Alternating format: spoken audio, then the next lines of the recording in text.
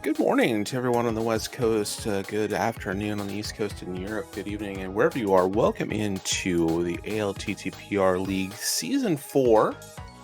I am James FNX. Tracking for us today is Derek, and we've got an open league match here between. On the left, we've got Gridasham of Rage Against the Manettes, and on the right, we've got Skunkner. And I apologize off the top, right, for this for Triangle for Sarasala. Both these teams are sitting at 3 points after week one and looking to pick up a big momentum victory here in week two to start off this two-game set. We'll be getting started here just in a little bit. The mode this week is Fad Keys, fake All Dungeons keys or friendly All Dungeons keys. It's an All Dungeons key sanity. The only difference is that the two Aghanim's Tower small keys are in Aghanim's Tower, so you're never having to go hunt for that second Castle Tower small key. You do still have to find the Swamp Palace small and every other, all the big keys you need and everything like that, but it does make it a little more friendly to try and climb up Aghanim's Tower.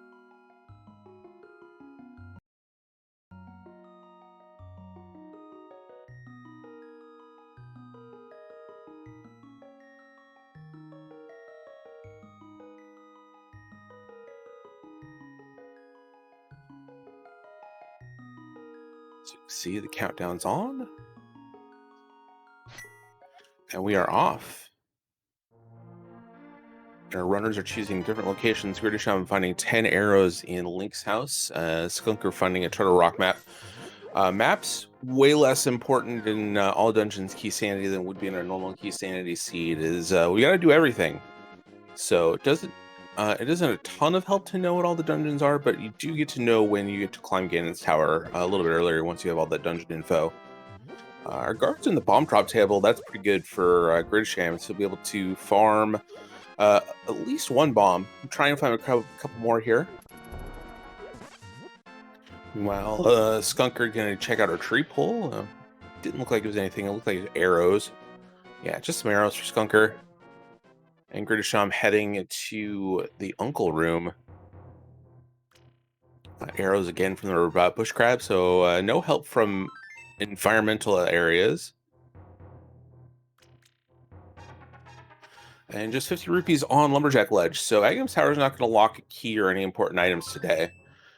2 pieces of heart in the Uncle Room. And Gridasham not choosing to go get any more bombs. Instead, going to save and quit and head to the Sanctuary.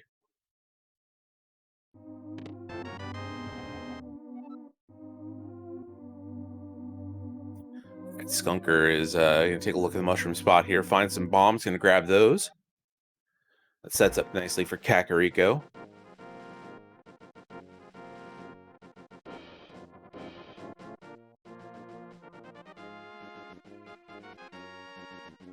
And 50 rupees in the Lost Woods drop down. That's enough to pay off the bottle vendor, so we'll be able to get that item no problem. With the bombs, too, be able to get that. You need 100 rupees, but 50 is enough with the rupees in the well and the back of Blind's hut. So that's enough to pay off the bottle vendor. Won't be able to buy any bombs unless you find some more cash, but tons of checks here in Kakariko. Lots of chances to find that money.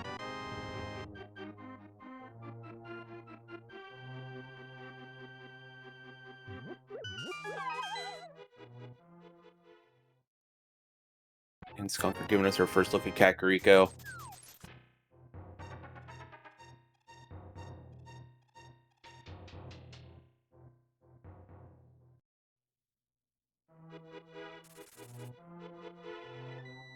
One big rupee. Piece of heart. So far, Blind's hut not paying off big time right now. 2 pieces of heart. Small key to pod. We'll need a few of those along the way.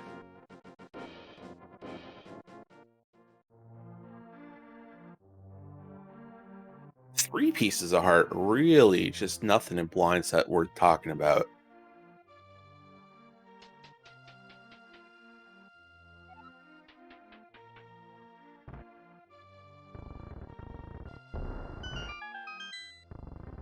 Now Skunkner going to continue on and take a look at the well while Gridasham gets healthy.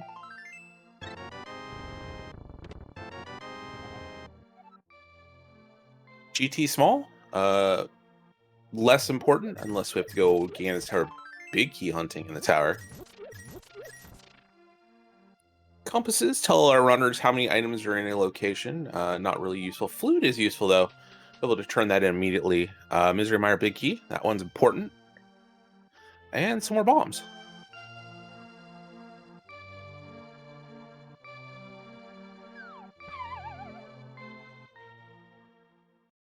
And for 100 rupees today, you're going to get a sword from the bottle vendor. That's a good find.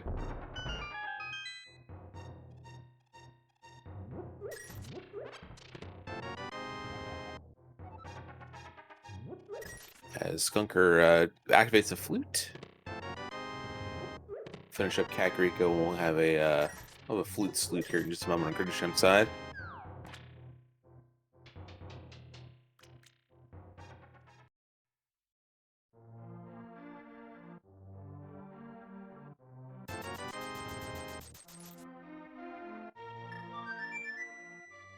Get your best bird puns in chat as Gridasham turning that flute in and activating fast travel.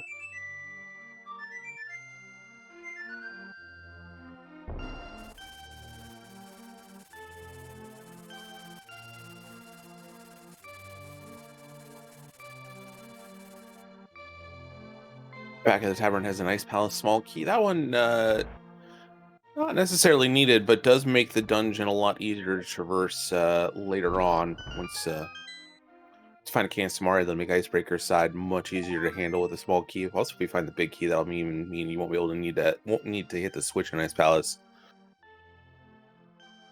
Small key sitting in the library. Don't know where that's going to go yet. Don't know if it's needed. We'll obviously check out later once we get the boots, but Skunk are going to take a look at the race game, not doing a blind check. The cape there, that one is more important than it normally would be. We have a sword now, we have a cape. With Aghanim's Tower always being traversable if you can get into it, it is more often the way into the Dark World, and also it is a pretty good starting position once you find the mirror, especially early in the game. So this cape is definitely going to get grabbed by both runners.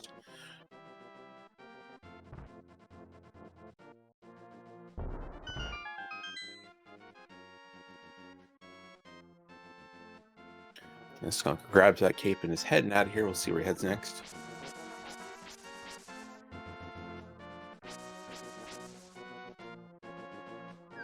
In the Link's house. Has not checked this item yet. This is a smart play by Skunker.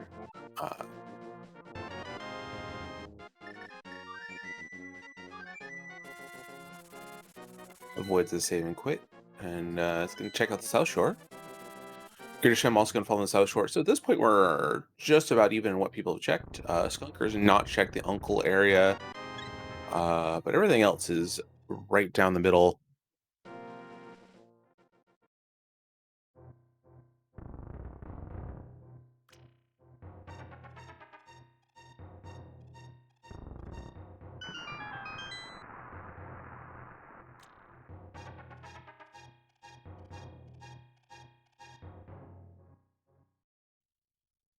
And under the water, we find the Moon Pearl. A very logical location for that item. So we've got a sword, a cape, a Moon Pearl. We're a lamp away from Dark World access logically through Aghanim's Tower.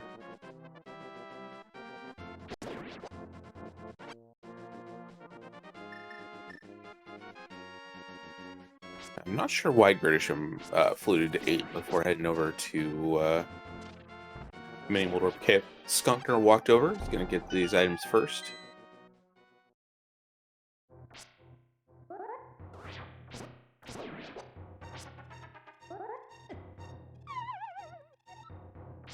Pod Small is the only thing of interest in Mini Waldorf Cave, and Gridasham is having a little bit of problem here.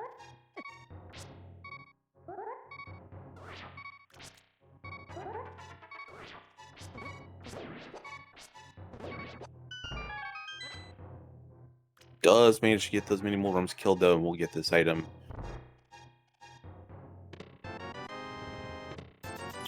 Fortunately, it's just going to be that small key.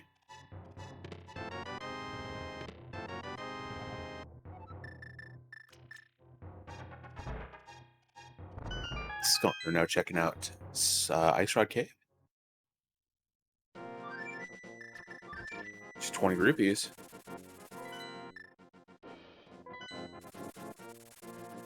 So these two runners right on each other's heels at this moment. We'll see if there's any diversions at this point. We'll see if one of them decides to go to the Escape versus Eastern. Skunkner is headed towards the castle right now. Does have a little more incentive to go over there. Hasn't checked Uncle yet.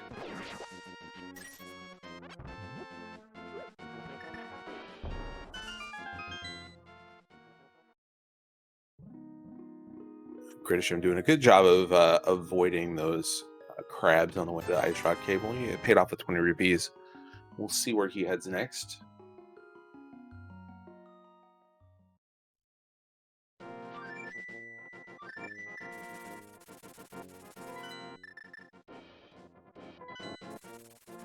And our first bit of diversions here is Gridasham's going to take a peek at Desert, see a small key on Desert Ledge.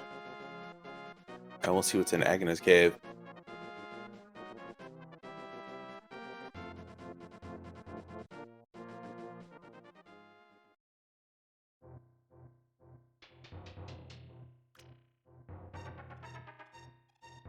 And Skunkner is going to head into the castle. We'll take a look at least the first 3 items of escape.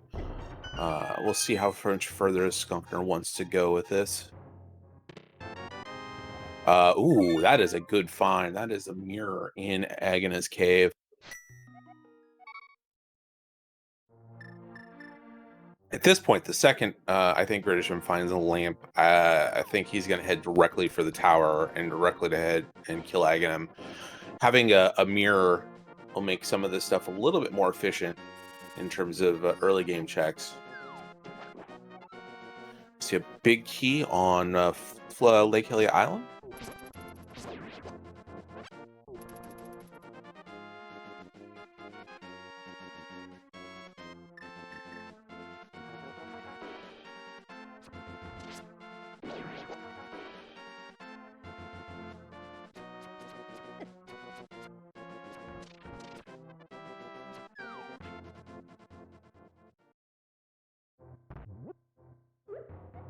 And Sarasla is telling us the green pendant is in Thieves Town today. Still got to beat it, so not a ton of good information there to find out what we got to do. Find flippers. Flippers in the back of Sarasla's hut for Gridasham.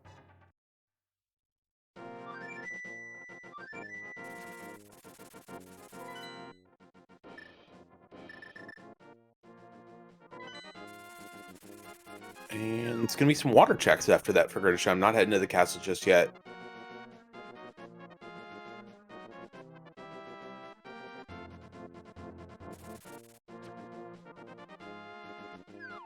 Skunkner doing the tested, tried and true 2 pots to the face strategy for the ball and chain guard. Gets 300 rupees for his trouble. Not going to do the Dark Cross item. It's done with Tidal Castle for now.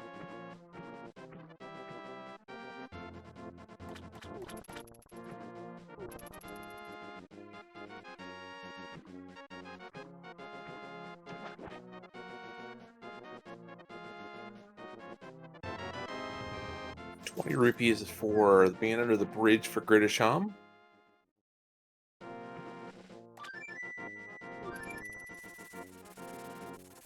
Nowhere near Zora money yet, and not really a good way to Hooligan at this point to get more. Not that Hooligan would bring him close enough. Those 300 rupees in the back of Escape would help, but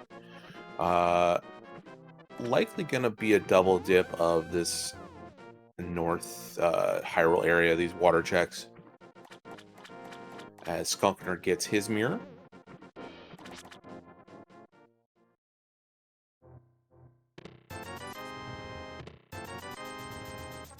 A little bit of cash from Waterfall Ferry, not enough to move the needle, though. We'll check what the item is on Zora's Ledge.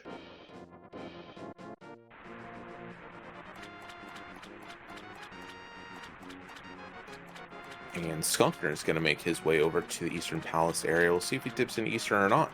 Looks like a sword on the ledge. Gridasham's not leaving, so it is something good.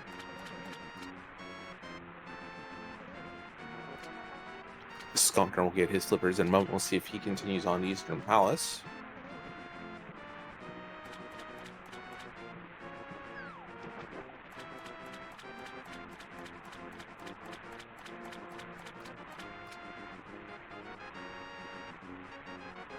It is a sword on the ledge. That'll make the Agnum's Tower climb a little bit easier once we find that lamp. And right now, it is looking like Agnum's Tower is going to be our way into the Dark World.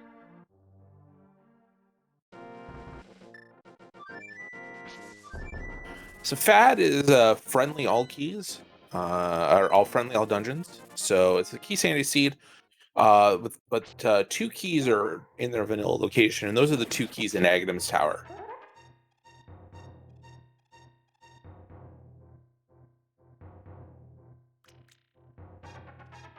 So our runners are not going to have to hunt for both those Castle Tower keys to beat the game. They're locked in their vanilla locations. Skunkner heading into Eastern Palace right now, while Gridasham is rescuing the old man. So a bunch of new information coming up here. Mirror will let Gridasham get into Hera.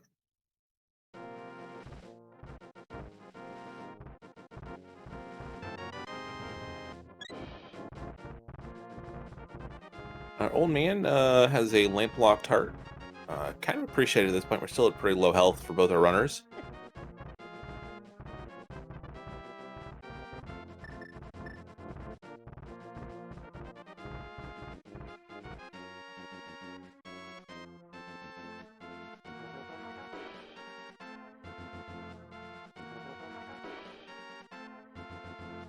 And there's the lamp sitting up on Spectacle Rock. So that puts the Dark World into logic, as Skunkner finds his Master Sword in Eastern Palace. So 3 swords available at the moment.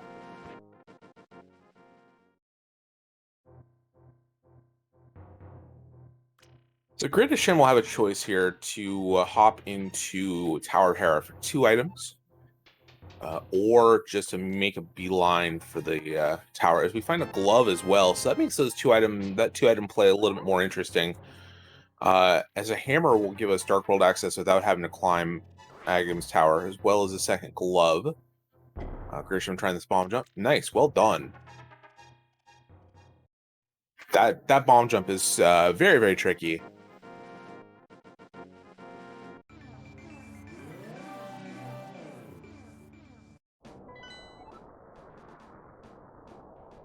And we find that Turtle Rock is a crystal.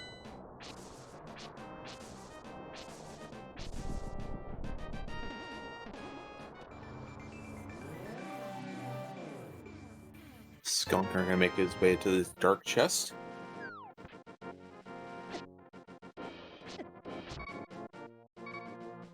And Gridasham barely getting into Hera. This Dead Rock doing what a Dead Rock does.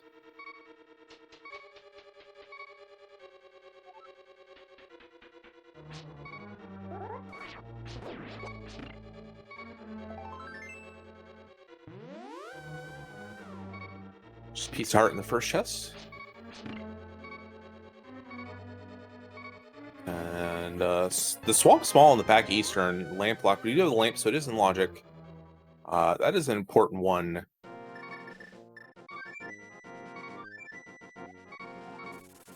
But at this point, I believe that is everything that we could possibly find in a Light World before Agnum's Tower. No hammer, no second glove, so it is going to be a required Agnum climb to get to the Dark World.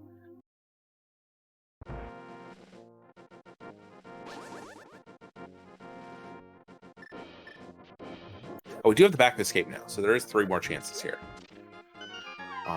And Dark Crossfire runners want it.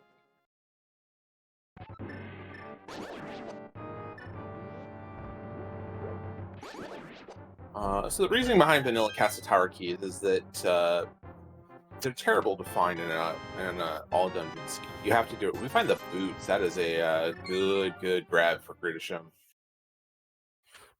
But the reasoning behind those 2 vanilla Castle Tower keys is they can be anywhere.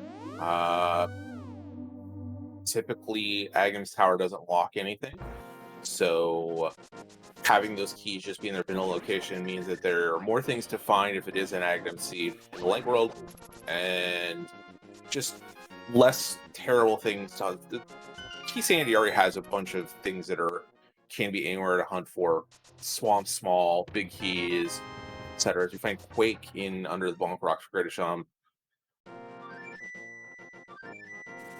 that still isn't going to get us out of doing anything with Tower in the Seed, though.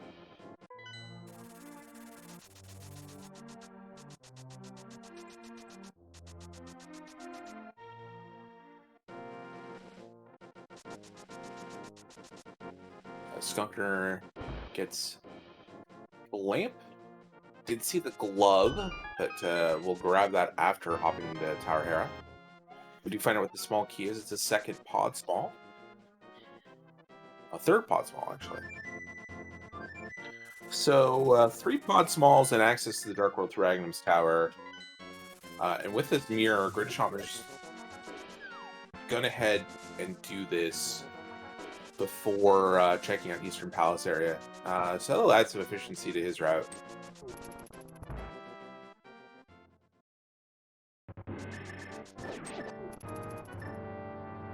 And Gridasham, I'm going to start with a Dark Cross check.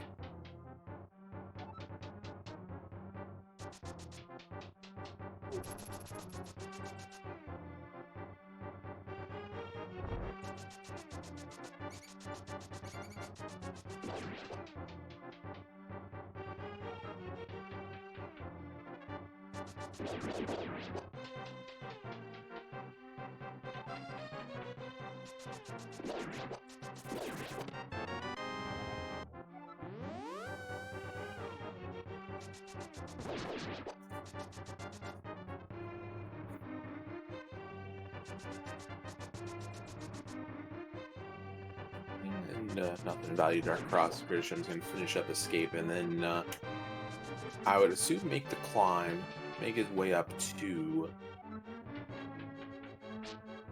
Ganon's Tower. Meanwhile, Skunkner is going to farm some rupees before heading over to the Zora area. Zora is in logic to one thing that we haven't seen yet.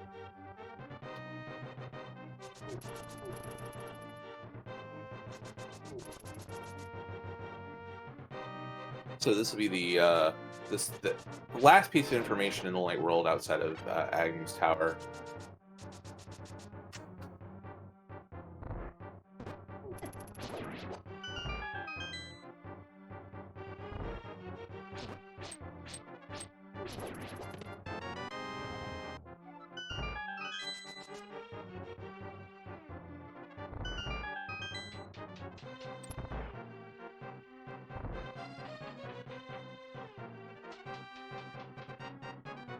Skunkner will get to be a little bit more efficient with these water checks. He'll make one trip out of the Zora area. The only downside is that's going to leave Catfish fairly well isolated for Skunkner. Gridasham will have a reason to head back there at some point. Yeah, there's a sword on Zora Ledge, so that'll put Skunkner up to tempered.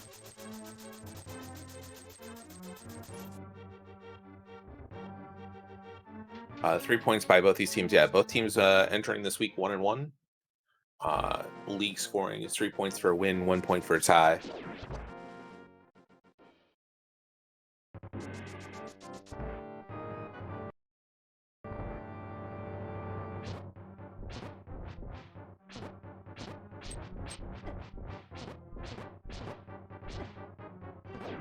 And Gridasham dealing with the fact that the Master Sword deals the same amount of damage to these ball and chain guards as the regular sword, but that spin slash, that double spin, does get the second guard done in one shot.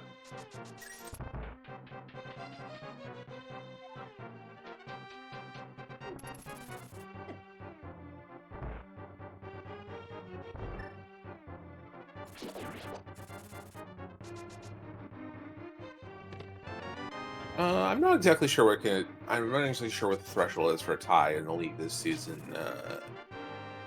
If it comes down to it, we'll let you know.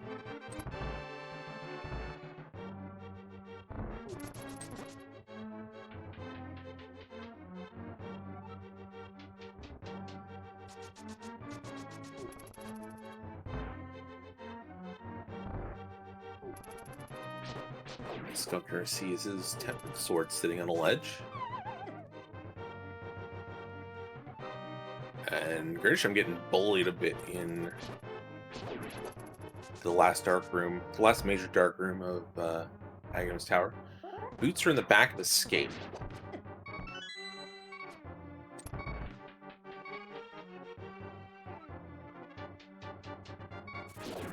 FaZe bringing knowledge into the channel. Thanks, FaZe.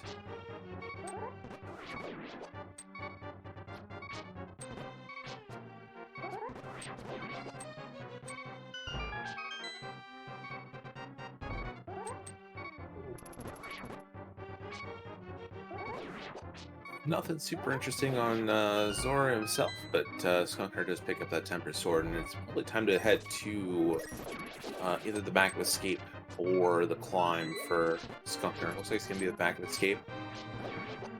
Grab those boots. Meanwhile, Gridasham is through, barely through, but through Agham's Tower, heading to the final floor.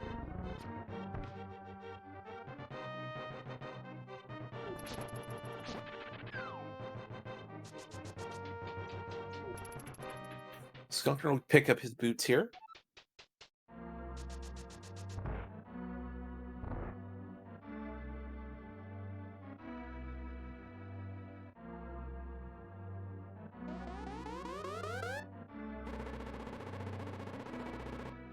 And it's time for the guessing game that actually matters in Key Sanity. How many blue balls is Aghanim going to throw at us today? If you're not familiar with the Aghanim fight, it's a 5-part phase. First part is always a projectile you can bounce back. And then the next 3 are 50-50 chance between a projectile you can bounce back and these blue ball attacks that just explode when you hit them. So far, very friendly Aghanim. There's one, and then the 5th part of each phase is this lightning attack.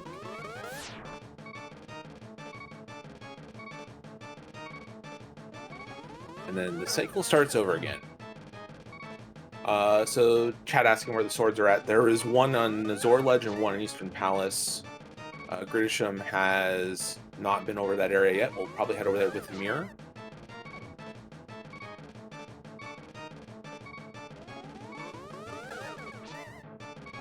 So at least 4. That's a full blue ball cycle.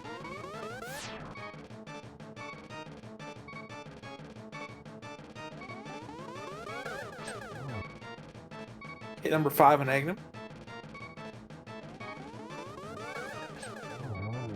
There's hit number 6. So tight one. But Gridasham is through. We'll head to the Dark World. We'll get a refill on his hearts and magic. So nothing lost.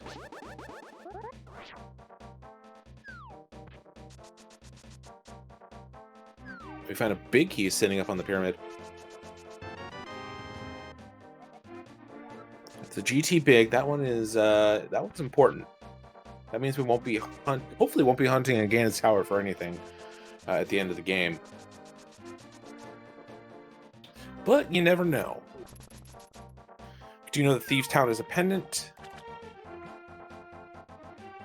Gridasham going to head and grab this big key off of Hilly Island before heading over to the Eastern Pod area.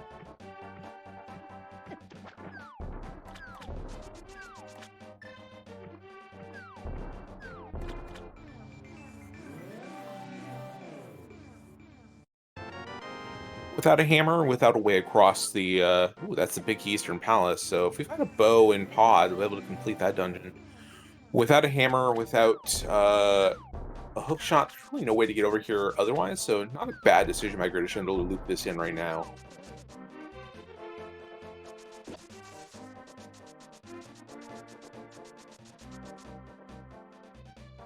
Skunkner getting bullied a little bit by these red guards.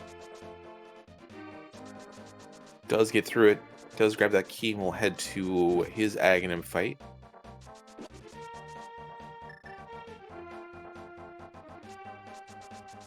Gridasham already checked Already checked Sarasso's hut. Did not check Eastern Palace. So this will be his first look. We'll get one extra item out of the deal.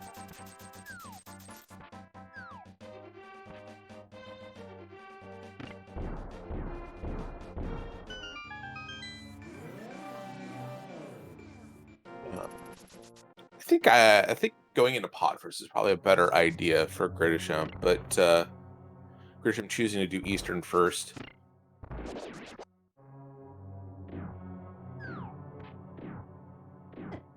Having this Eastern big key in hand, I think you want to give yourself as many chances to find a bow as possible before heading into Eastern.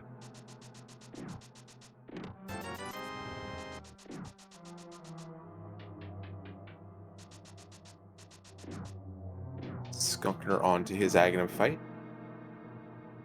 A lot more friendly with these spin attacks than what Gridasham was dealing with.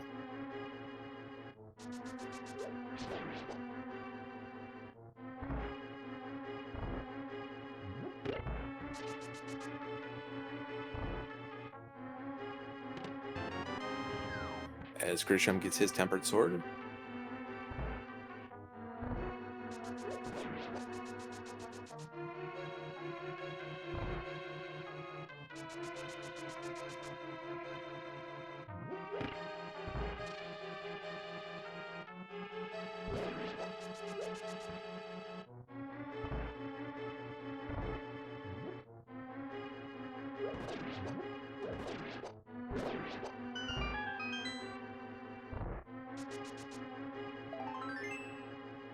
Skunkner almost done here with the Aghanim fight. We'll see where he decides to go, whether he decides to pick up that big key in Hylia Island or not. Yeah, it probably won't matter. We'll see what we'll see if Gridasham does get banned. There's a hammer sitting in Eastern Palace. So maybe you just got proven wrong. A hammer will get our runners access to the Dark World in normal locations.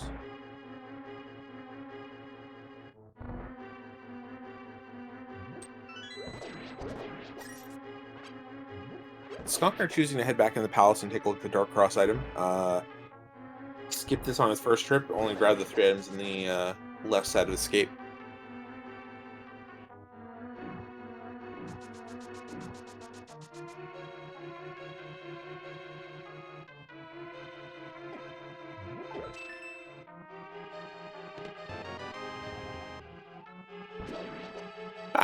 I still think the other way is better. I still think checking pod first because you still need a pod big key as well. So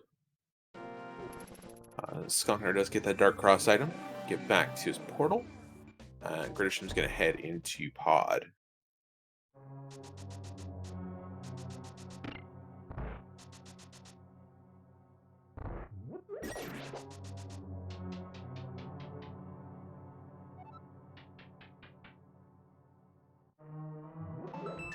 So with 3 pod small keys, Gridasham's gonna be able to check most of this dungeon if he's able to pull off a hammer yump.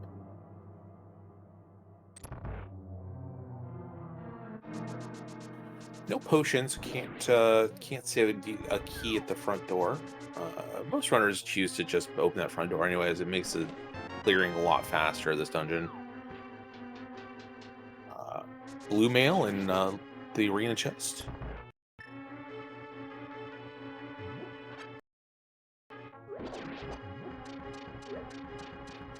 And Skunkner is going to take a look at Catfish. Gridasham chose to head directly to Eastern and Pod. Skunkner, having already been to Eastern once, is choosing to check out this location. Check out Catfish. Let's see what he's got. Just 50 rupees. Pod Small looking Pod Small. So that's our 4th Pod Small.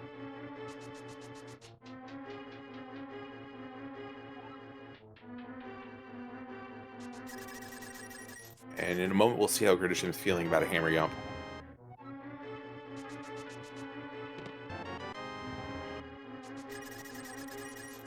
Nothing of major note in the rupee loop.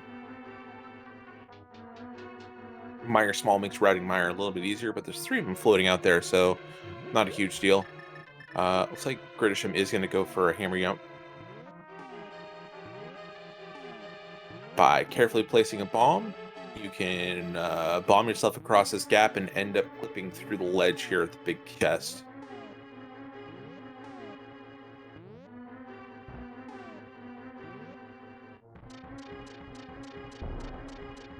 Well done.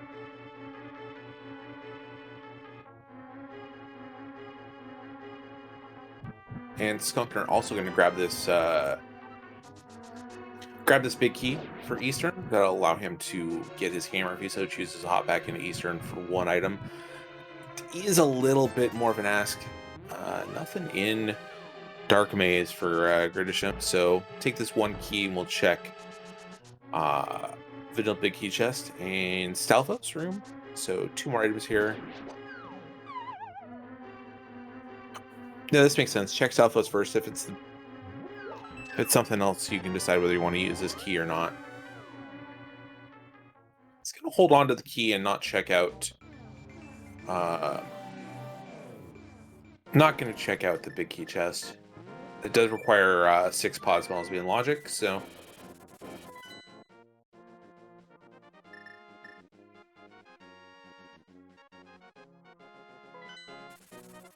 And with his hammer, got free reign over entering the Dark World now.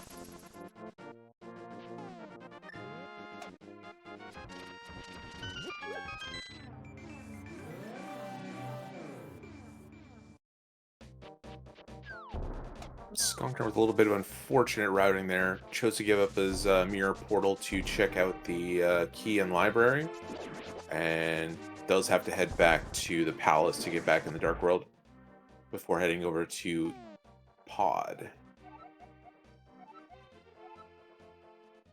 Bomb Shop telling us the Desert and Palace of Darkness are 2 5/6 crystals today.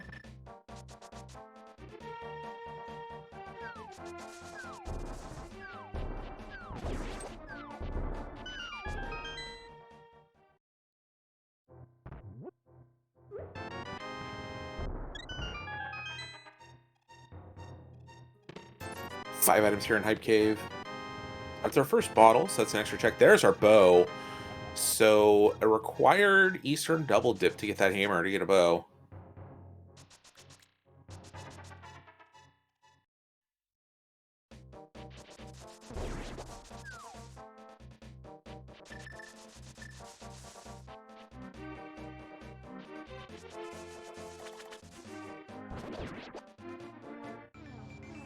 And with that Swamp Small and a hammer, we can check out a fair bit of Swamp Palace.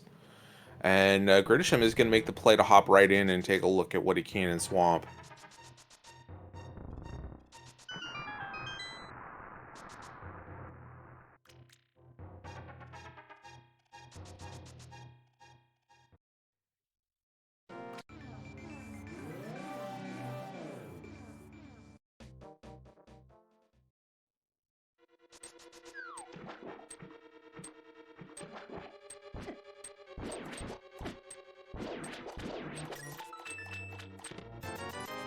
First chest in the swamp is some money. I'll be able to check map chest, compass chest, and the 2 left side chests. So 5 checks in total in here.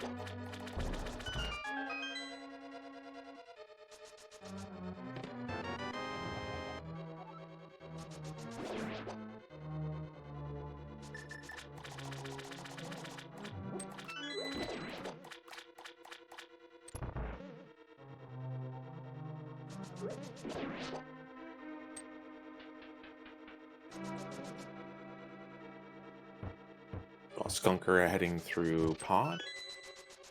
We'll see how Skunkner feels about a hammering up.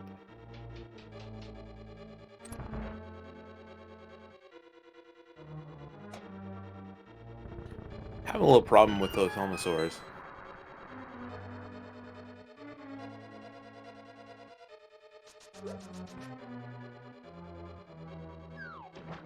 Let's get through though. We'll pick up the Meyer Small here in the Repeat Loop.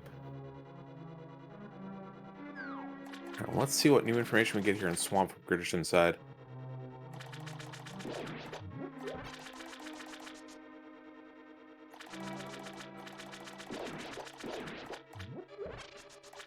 This is a pretty big time commitment from Gridasham choosing to go through Hookless Swamp. Finding just a map there in the map chest and the compass chest.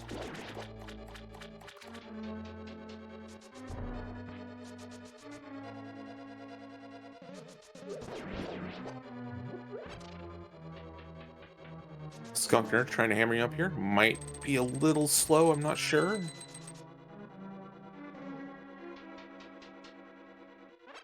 Does get it done, well done.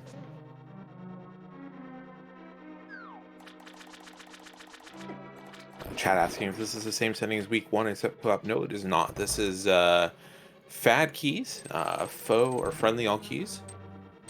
All dungeons key, friendly all dungeons key sanity. So it's an all dungeon seat like week 1 was, but keys are mixed in together. The only keys that aren't mixed in the pool are the 2 keys in Agnem's Tower. They're in their vanilla location. And that was good news today because we did have to go through Agnem's Tower for Dark World access.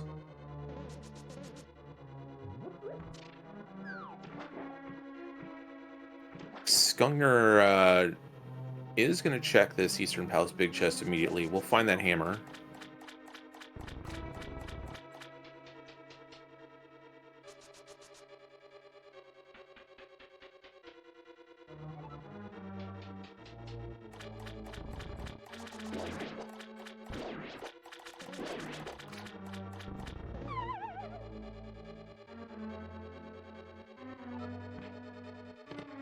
Left side swamp just has 10 arrows for check number 1. We'll check out check number 2.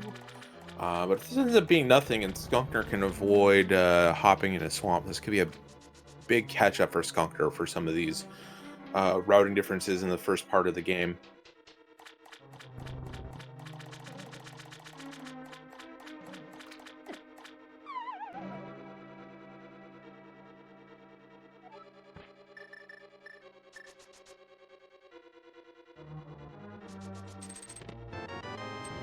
But it is something left side swamp. That's the Cane of Samaria.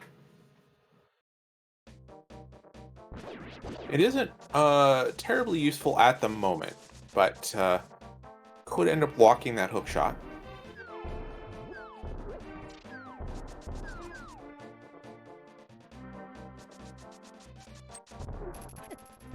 So it's hard to tell whether that's going to pay off for Gridasham or not as of yet, if Skunkner does decide to skip swamp.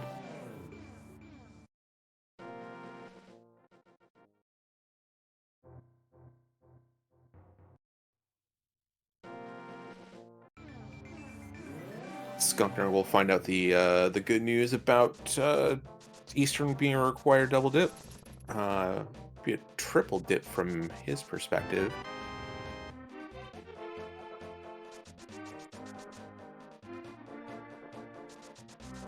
Nah, you're never sad to see Samaria early. It's one of those items that can be in a lot of different places. It only locks the entirety of Turtle Rock. It locks 1 check in Misery Mire. It locks 5 checks in Ganon's Tower, so it can be just about anywhere. So finding it early is always a good thing. But beyond the glitches you can pull off with it. Very quick dig for the Swamp House Big Key. That's going to make Gridasham feel not so great about that early dip, even with that Samaria.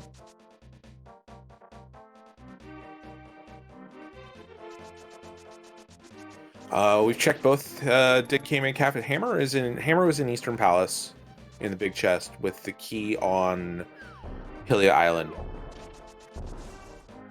Mitts can be in Thieves Town, Skull Woods. Could be on Death Mountain at this point. We do have access to the east side of Death Mountain now with this hammer.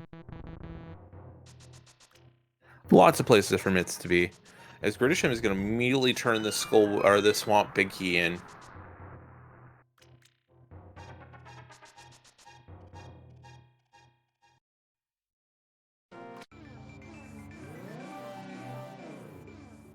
If this ends up being something, this is actually pretty good for Skunkner, as he's going to make all these checks in one trip, choosing to loop the Dark World from Village Outcast south instead of Hype Cave west.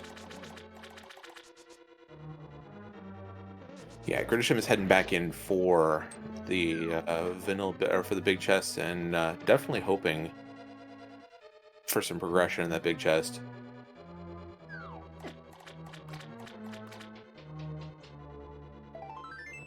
And by progression, we mean a piece of art.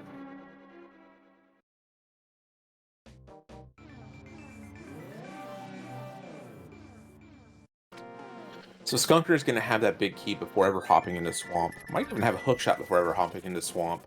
There's the Thieves Town big key. That's a nice find. Do you know that Thieves Town is a green pendant? But this is all dungeons going to have to beat it at some point. We'll end up not having access to the big chest. Don't have that small key yet.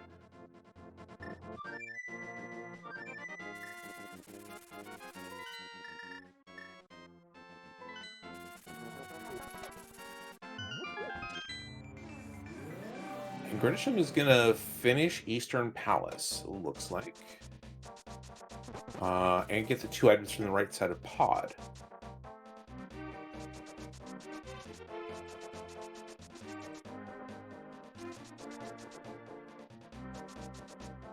Skunkner getting the vanilla big key chest out of Skull Woods.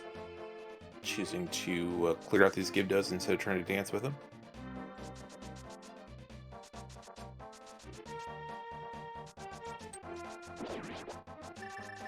Just a pizza heart, and Skunkner will head on into Village Outcast from here.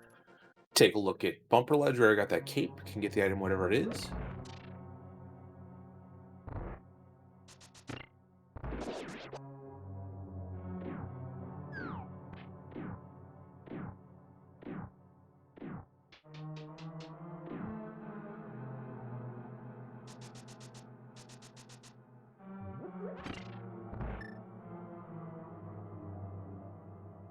Yeah, this has been a tale of 2 routing uh, decisions so far this seed. Is Skunkner will find this powder. We'll be able to turn it in. Does have a hammer and a mirror to get back into the dark world. We'll also be able to get Sick Kid while he's here. In the start of the seed, Gridasham had a much better route than Skunkner, but over the last couple of minutes has decided to go back for single and double checks a lot. While Skunkner is getting a fair amount of the world cleared out.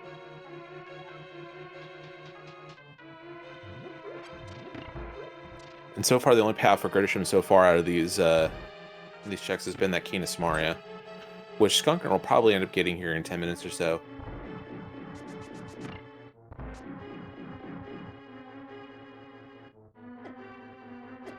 I think Skunkner did not check Bumper Ledge, so that might be a little bit of a mistake on his part. Hopefully nothing's there.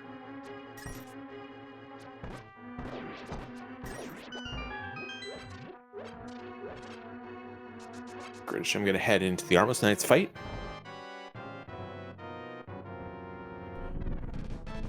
And you can see in the upper left-hand corner with this version of the randomizer that says C, so we know this is a crystal. Not quite the quick kill, but does get through it. Gets 5 rupees for his trouble and picks up first crystal, first dungeon pickup of the seed going to Gridasham.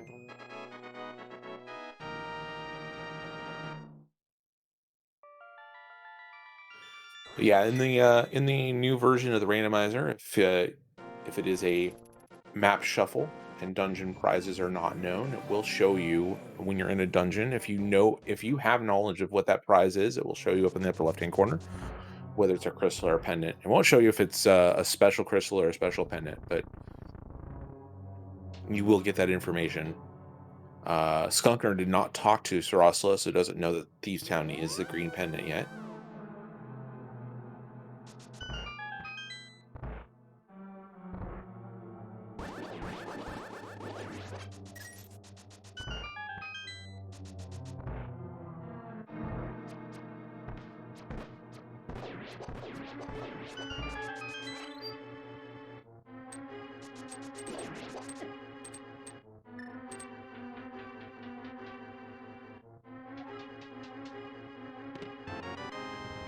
So far, though, nothing of major note in Thieves Town.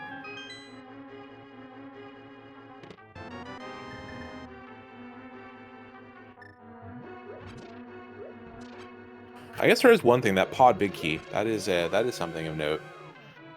So Skunkner will be able to beat Pod next time he's in the area, as well as Eastern. So this can be a lot, just way more efficient as we find the mitts in the back of these town French vanilla mitts. Oh, and Fire Rod too for Gridasham on the right side of Palace Darkness. I still think that works out pretty well for Skunkner. He's gonna be able to beat both Pod and Eastern on his trip over there. We'll pick up that Fire Rod at that point.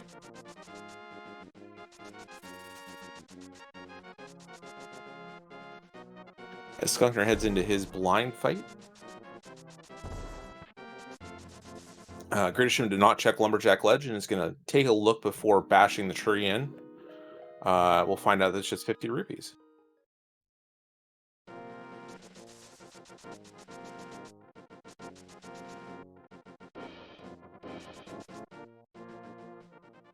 And then I guess head to the Dark World this way.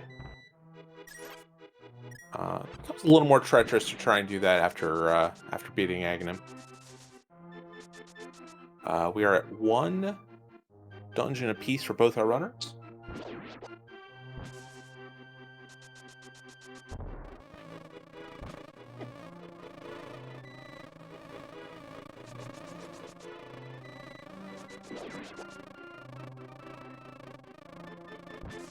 Gridasham is having an adventure here in the Lost Woods.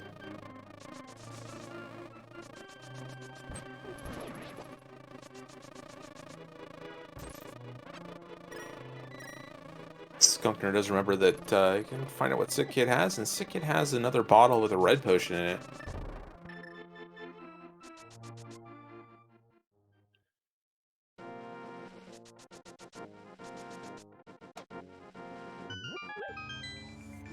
Gridasham's going to take this Fire Rod directly to Skull Woods.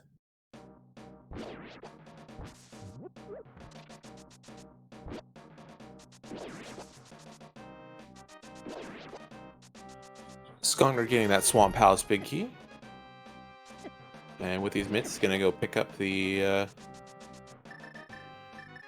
smith.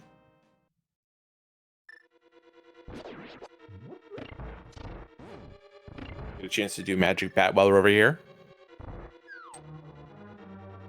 And then take a chest on a tour of the Dark World.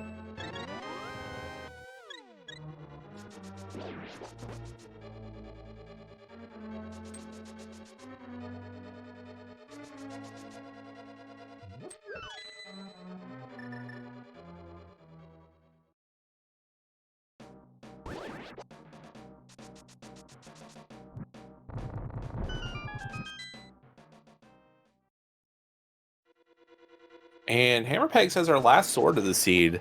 So gold sword for Skunkner. Won't be too long before Gridasham gets that.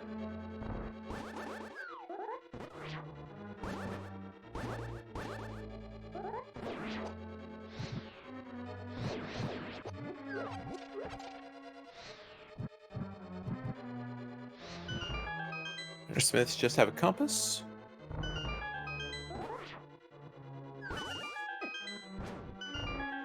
Oh, Gridasham getting grabbed by the Wallmaster trying to get up to the last room before Mothula.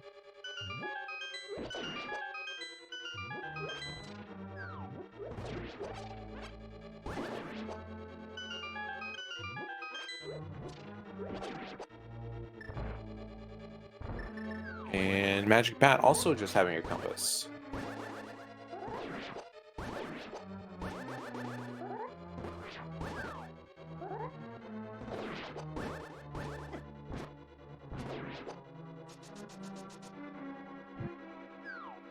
I'm going to switch to the lamp now for these first 3 chests in the second trip.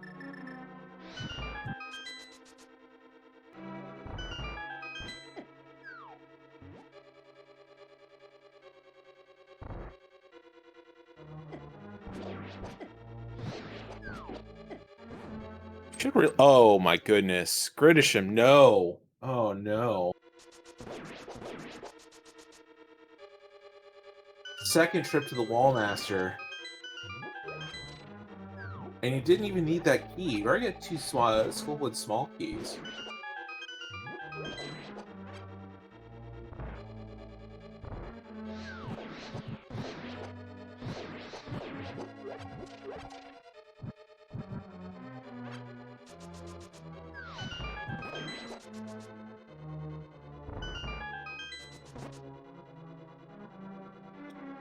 Just a thief's time map at Old Stumpy. Skunkner is going to leave this chest behind. Gridasham, you don't need this key.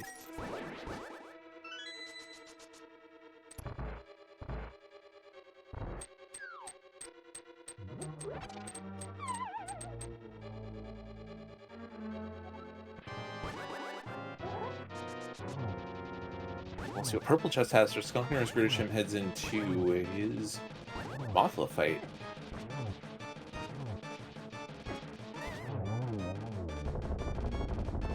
Does get through it. No problems. Skunkner, instead of choosing Swamp, is going to choose the Mire area. That's unfortunate knowing where the King of Samaria is at, especially if Mire is Quake locked.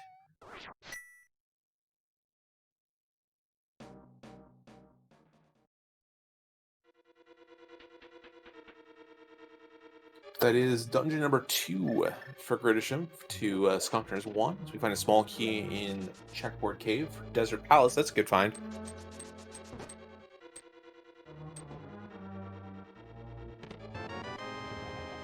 And Hera big key sitting in the bridge chest in the back of Skullwood. So it'll be a while before Skunkner gets that one. That is Quake for Mire, so that is really unfortunate for Skunkner.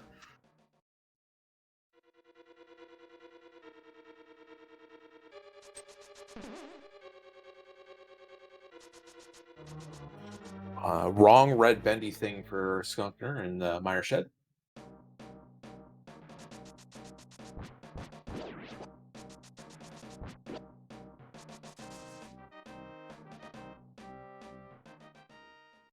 GT small on the ledge, not that important. Now we have the GT big key.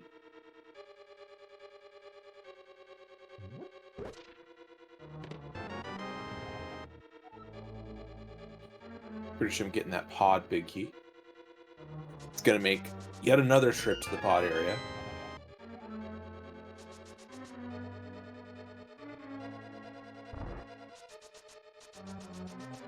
Yeah, I would still dip Mire 2 here. It's 7 items.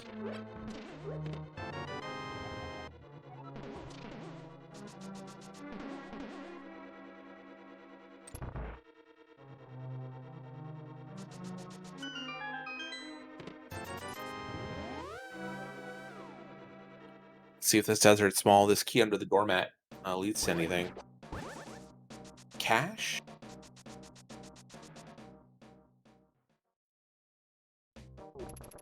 And a compass. So no. Nothing in desert for Skunkner.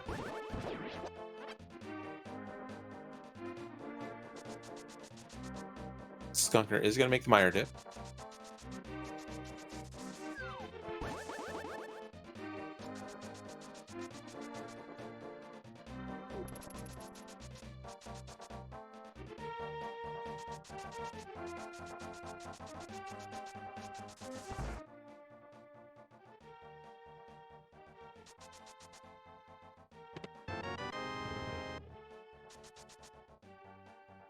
Gridasham getting his powder. Did anything. We get the mitts here in just a moment out of Thieves Town, though.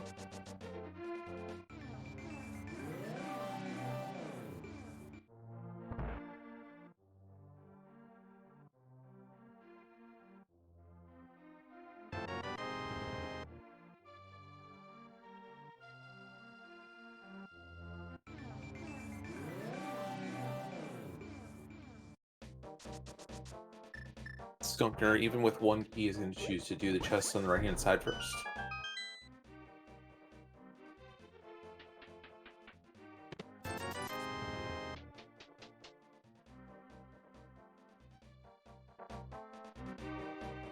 First chest is a piece of heart for Skunkner.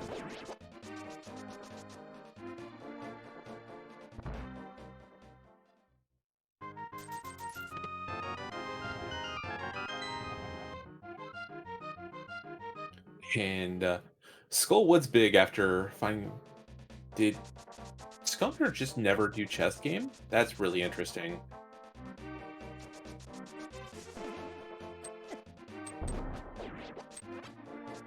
And Gridasham's going to go back for this one check.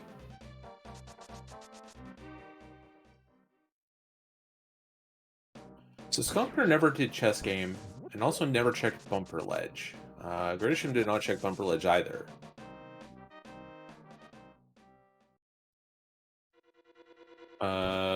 Skunkner telling Talroom what's up, who's boss.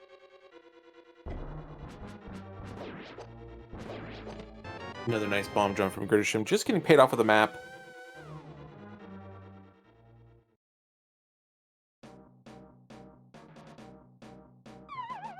Okay, Grid did check bumper ledge, so nothing there. Skunkner not going to miss out there.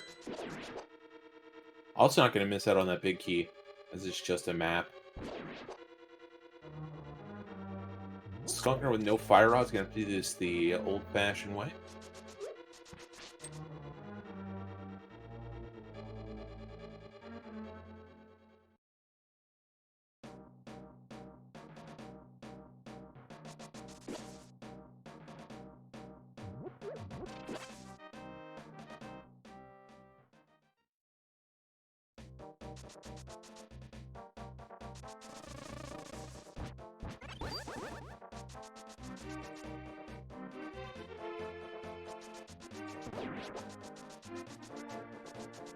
And I think it's time to hop into Thieves Town for Gridasham.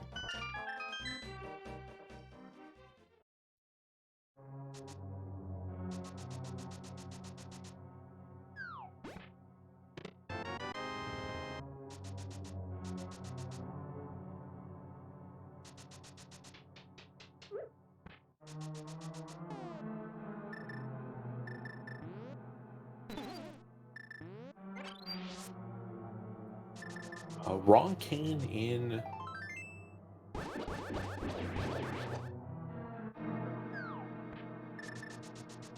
Wrong cane in Misermeyer for Skunkner, trying to do this rail clip.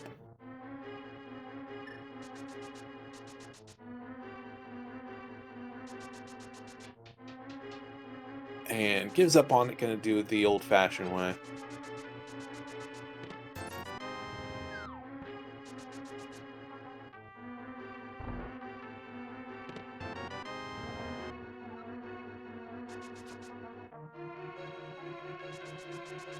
Two checks left for Skunkner here in Misermeyer. Won't get any new information on Gridasham's side out of Thieves now.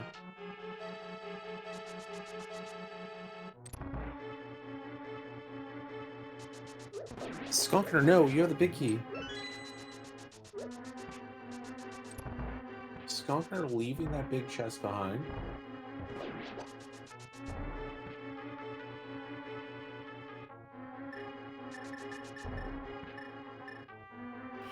Maybe starting to feel the pressure of the seat a little bit.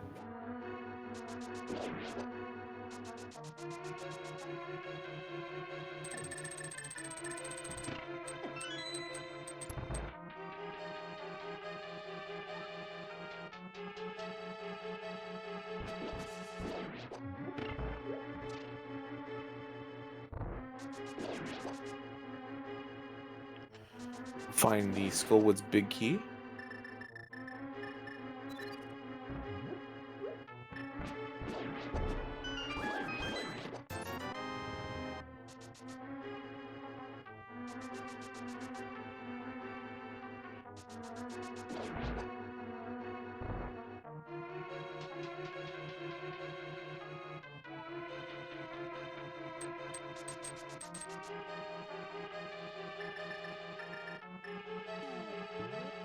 So Gridasham's about to go up two dungeons on Skunkner here as soon as he gets done with Thieves Town. Skunkner does have the ability to beat both Pod and Eastern when he gets over there.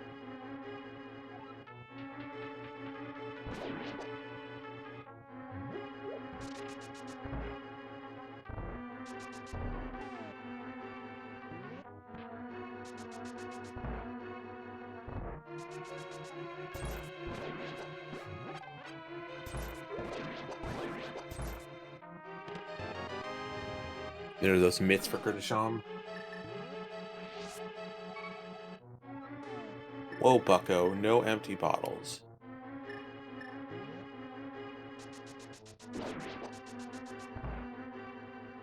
I have a blue potion and a red potion already. Not going to bother dumping one of those out for a fairy.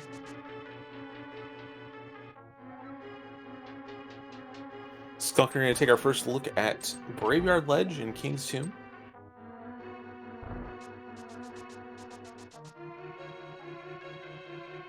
The fourth pod small was in pod, locked behind, locked in Harmless Hellway. So key for key.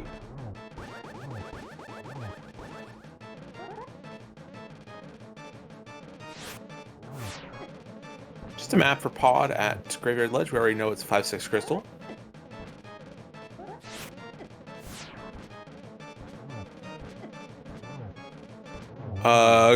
Grid did not skip the big chest in Thieves Town. It does require a small key, which we don't have. There's the Hyrule Castle small key. Doesn't do anything for us at this point. We already cleared out Hyrule Castle.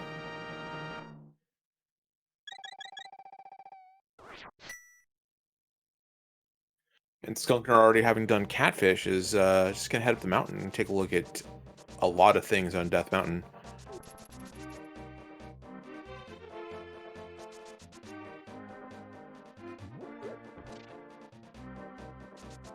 And now these mids, Gridasham is going to do his Smith Chain. Didn't lead to anything for Skunkner. Right now, the big difference is this Fire Rod that's in the right side of pod. And Nina Samari, which is sitting in the left side of Swamp.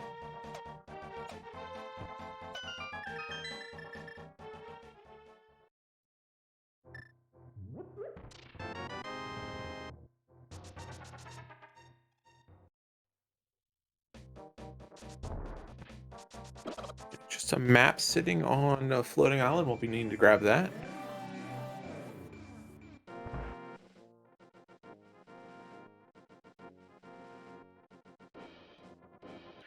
Gridasham getting his gold sword.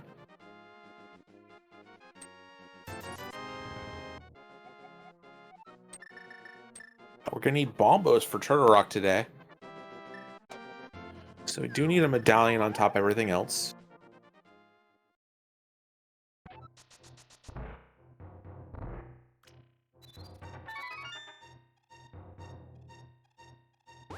Bonkable chest is our 5th pod small key.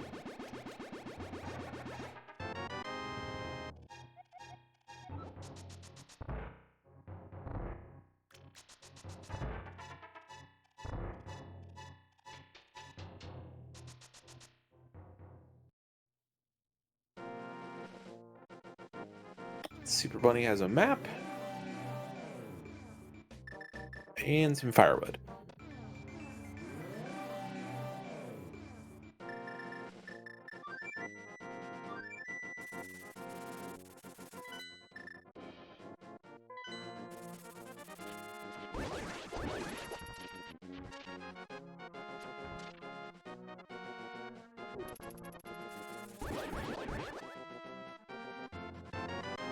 This burner will let Skunkner do Spike Cave after all this.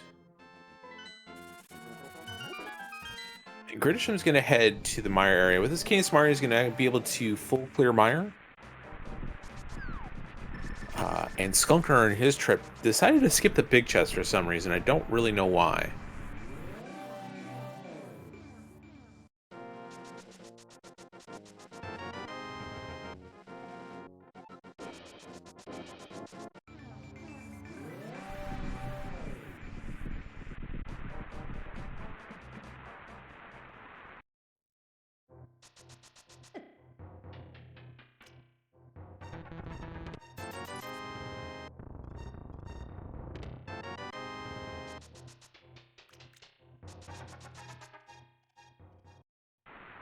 Seven items in Paradox Cave. First two, nothing big.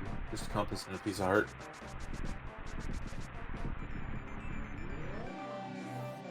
Does get a refill, which will make hitting this crystal switch much easier.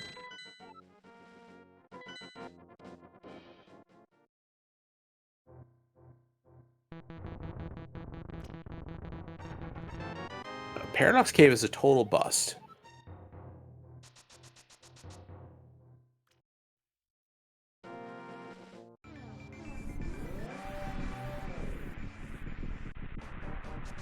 So Dark Death Mountain has not provided, the East Side Death Mountain has not provided much of anything at all. Just that one pod small. Do have one more check coming up. That'll be Spike Cave.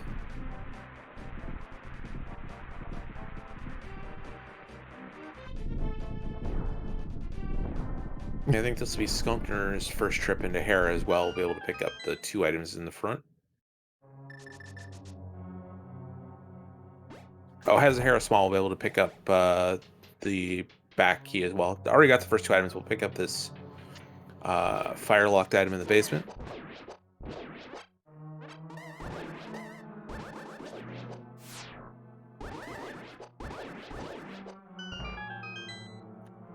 When Gridasham gets here, he'll have the Hera big key that he got out of the back of Skull Woods. So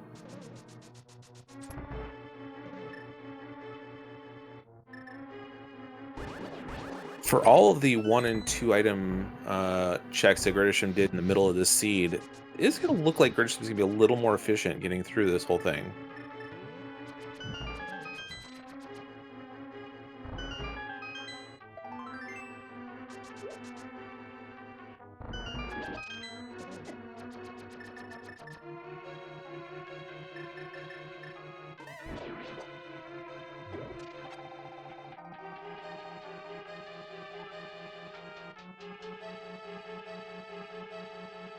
Just some cash in the basement of Hera. And this will be the Spike Cave play for Skunkner.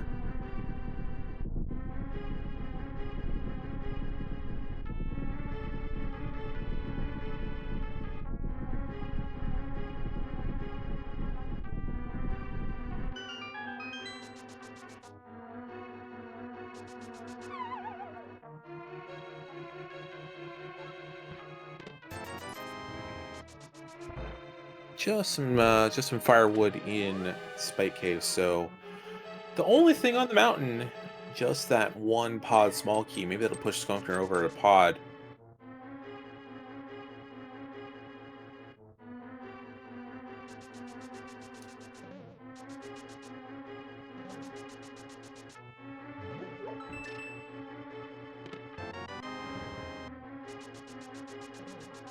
Does look like it's time to clean up those 2 dungeons for Skunkner.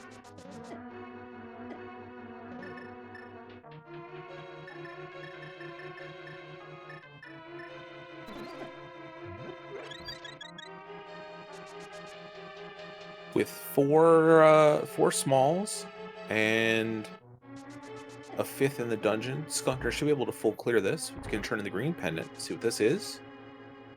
Just more firewood. And the big chest in Misery Mire that Skunkner skipped just has an Ice Palace small key, so not too punishing for Skunkner. Is gonna end up checking that chest at some point, and does make his trip back into Mire a little more inefficient.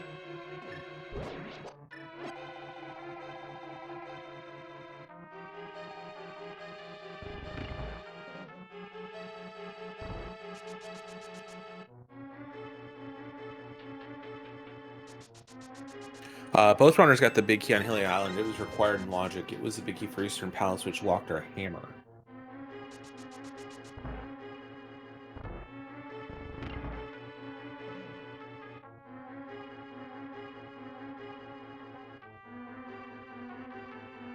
Skunkner going to finish off Eastern Palace first.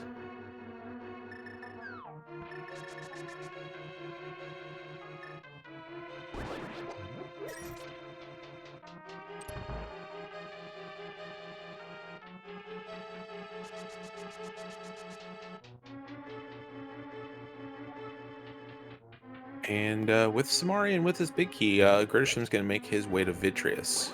The golds, that was a very interesting Samari block. With his gold sword, going to have not much in the way of problems in terms of beating Vitreous, so should be a quick fight.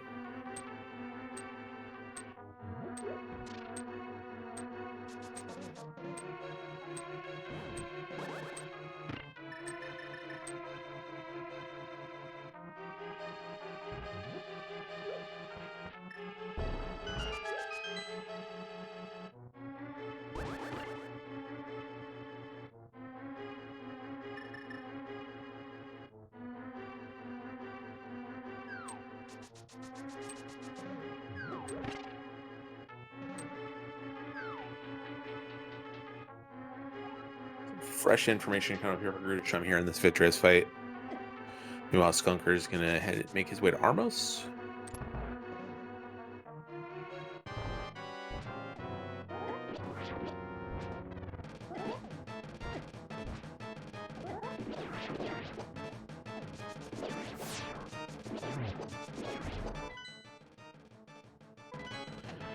I'm feeling the pressure a little bit in this fight. Didn't have the cleanest start to it, but does get through phase 1. Put some arrows into the eyeball, and Vitreous is down. That'll be dungeon number 4 for Gridasham. Meanwhile, Skunker gets dungeon number 2. Just a hard container off Vitreous. So, no big punishment for Skunker not be able to do that dungeon on his first trip.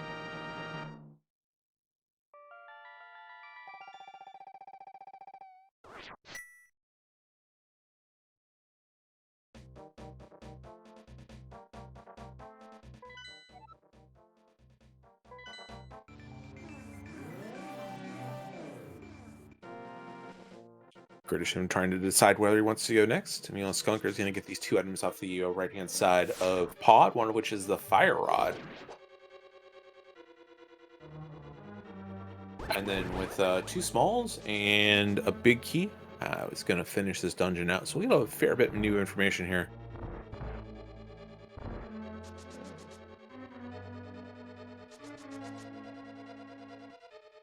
I think I would have gotten the big chest first and then gotten these 2 items to the right-hand side and just been able to walk to the boss at that point.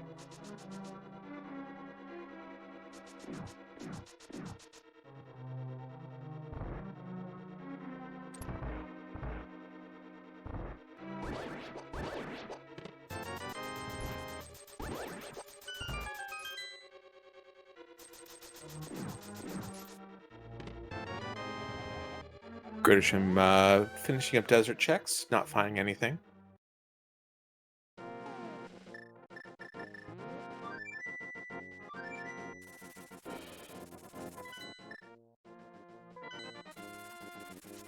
And off to Ice Palace we go, maybe? Nope.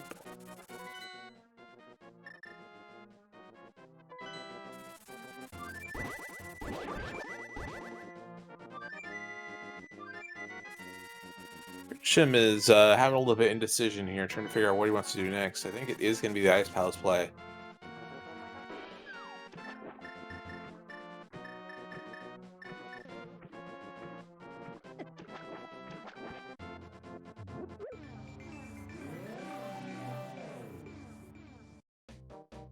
And Skunkner is going to bury the vanilla big key check.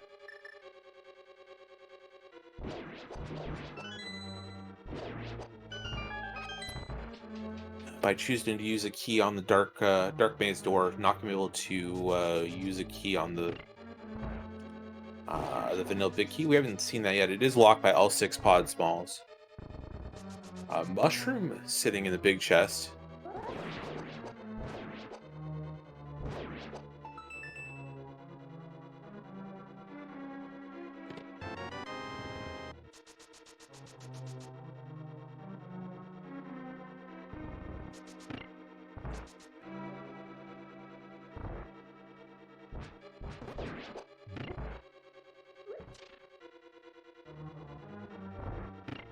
And with no big key, Gridasham is going to have to hit the switch before doing Icebreaker.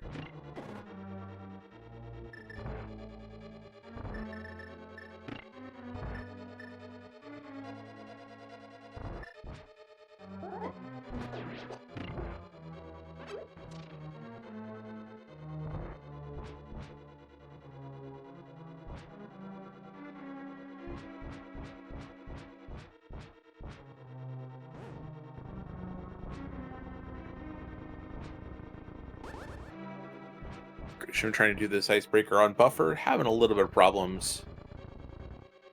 Does get it on his second attempt, though. And Skullwood Small is the reward here at the big key chest.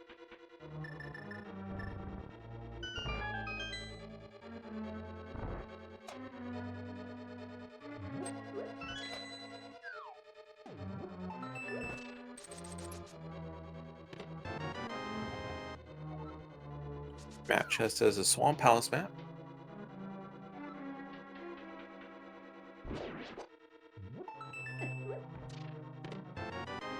There's the hook shot sitting in Ice Palace.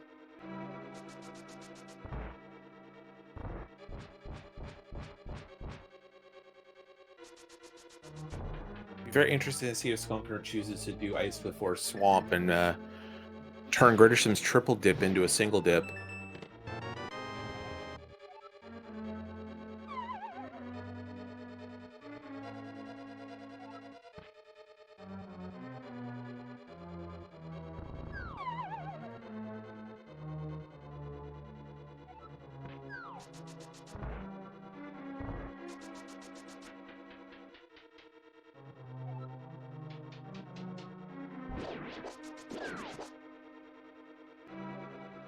While Skunkner taking care of Helmasaur King and finding a key.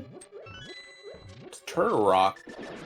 Still do those. That's a good find. Third key. That is our third key found. One of them was here in Ice Palace.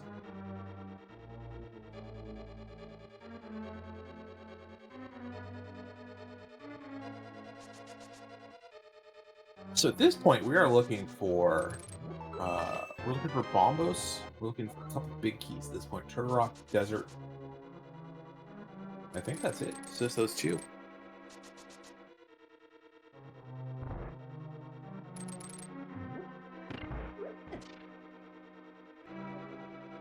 Immediate mushroom turn for Skunkner. See where he goes after this.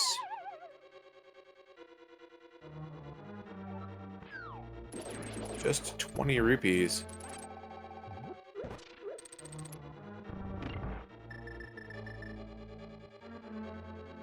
TR Big in Ice Palace at Ice Tea. So Bombos and Desert Big and Ice Rod.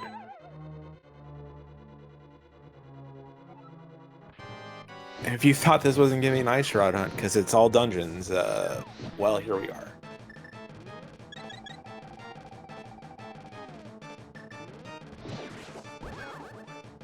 Gridasham missing one of those fire rod shots, has to use his blue potion. Plenty of cash though, and a flute. So if he chooses to refill that blue potion at the magic shop, not gonna be a big deal. Put another dungeon on the board for Gridasham. That's dungeon number 5, crystal number 3.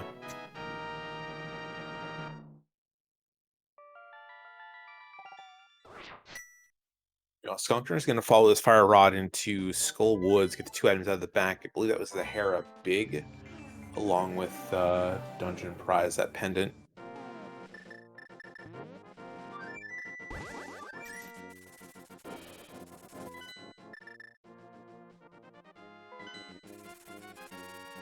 And Gridasham heading back to Swamp for the 3rd time.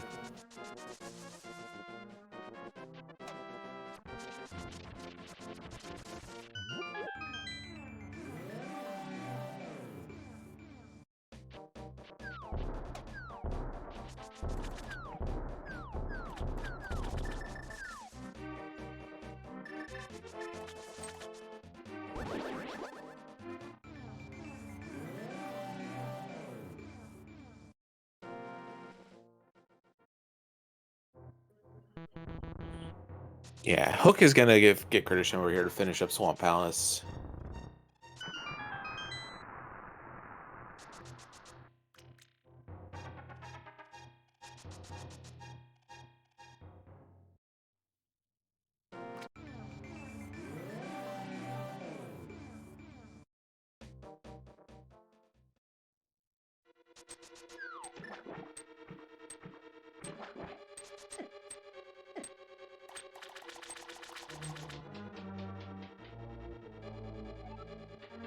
So this will be pendant number 3 for Gridasham once he finishes Swamp Palace. We do have 4 items to take a look at here. 2 in the flooded chests, 1 in the waterfall room, and 1 on the boss. As Skunkner gets through Mothula, picks up dungeon number 4.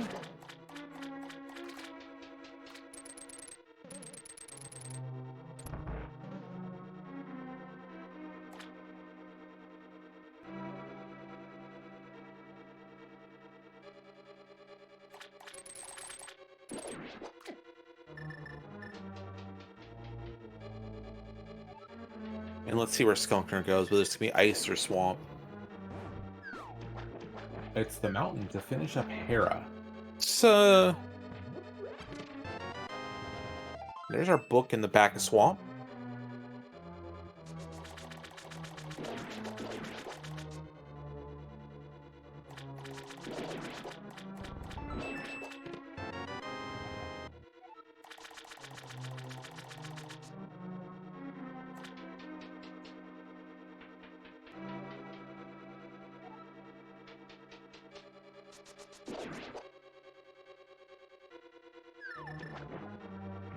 I don't know if I like this this Hera check from Skunkner over some of his other options right now.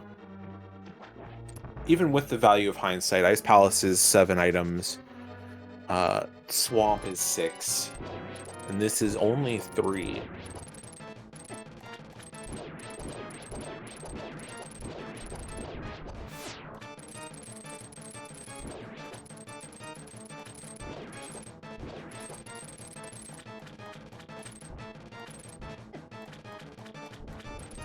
Just having a little bit of problem here with phase 1 of Argus. Does get through it.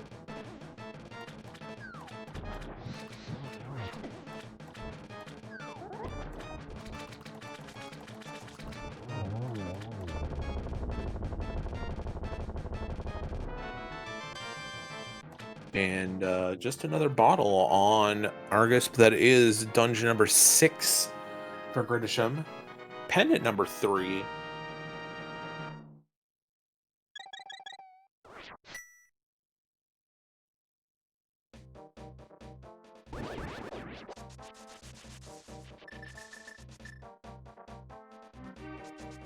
And right away, we're going to turn to this book and take a look at Bombo's tablet.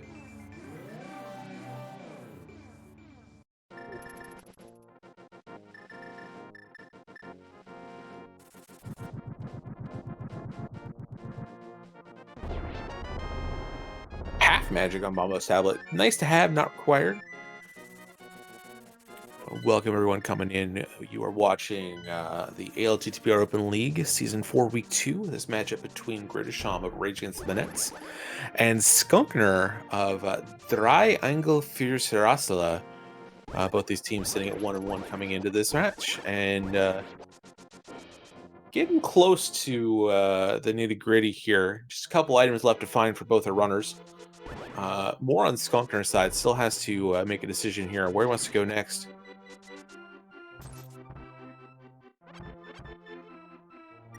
Gridasham's going to take a look at this pedestal right away.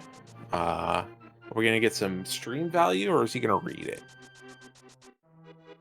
100% stream value. Thank you, thank you, thank you. Meanwhile, Skunkner is choosing the 6 items of swamp over the 7 items of ice. We find a shovel on the pedestal. This pedestal dream's not quite dead yet.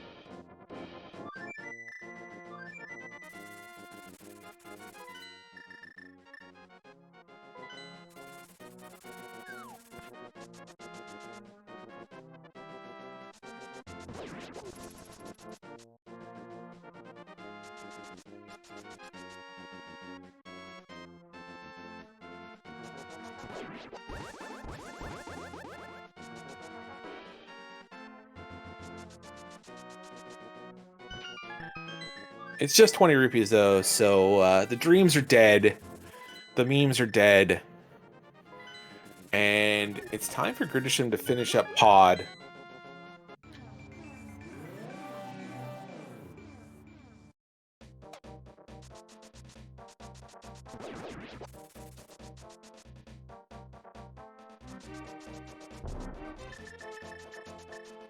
Well, Skunkner is going to find his Kina Samari in here, but that hookshot, as we know, is sitting in Ice Palace.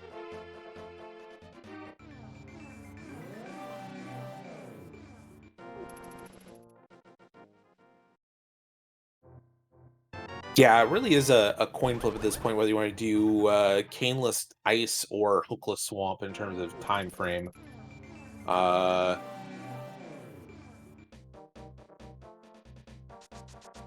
I think I'd still go with the dungeon I can complete, even if it is slower than normal. Without that Ice Palace Big Key, it isn't in logic, but you can still beat it.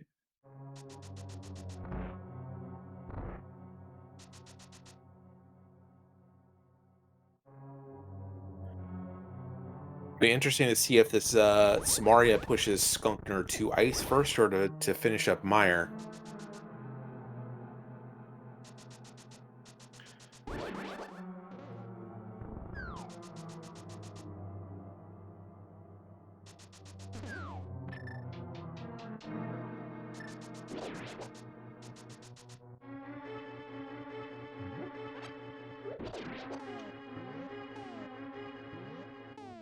And Gridasham with one less key. I think there was a key in Meyer for Pod. Is also going to leave this vanilla big key chest behind. Does pick up the mushroom. We'll head to the boss, but neither of our runners have been able to get to this vanilla big key chest.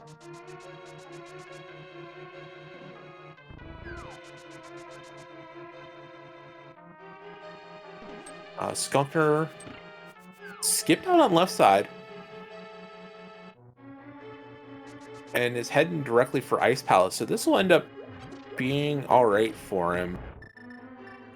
Even it's not the most efficient. It's gonna have to go through all of the Swamp Palace loading screens again, but we'll be one less trip than Gridasham overall.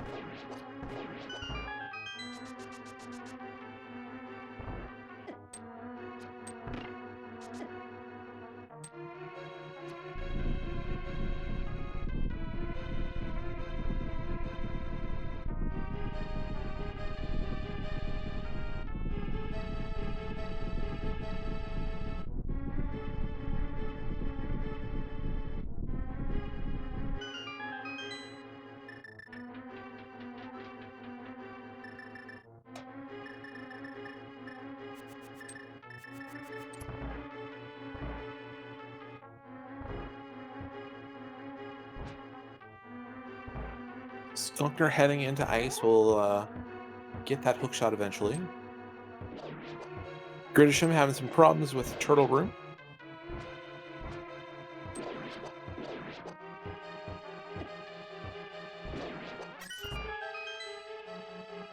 But does make it through.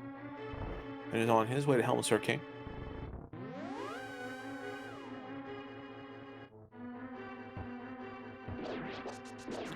And we're still on the hunt for a Bombos, an Ice Rod, and a Desert Palace Big Key.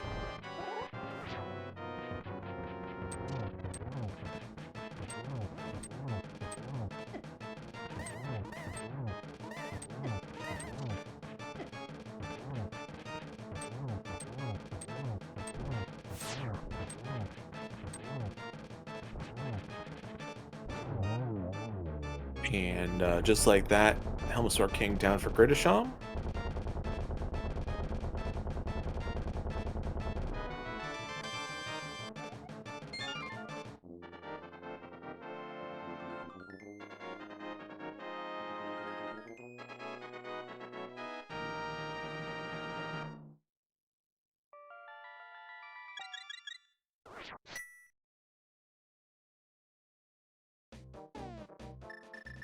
Skunkner going to try and bomb across this pit. Does it?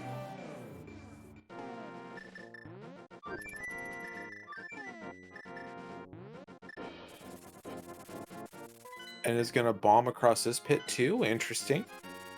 Interesting routing. Yeah, Skunkner does have Bombos, it looks like, from Tower Hera. So we're just looking for an Ice Rod and a Desert Palace Big Key at this point.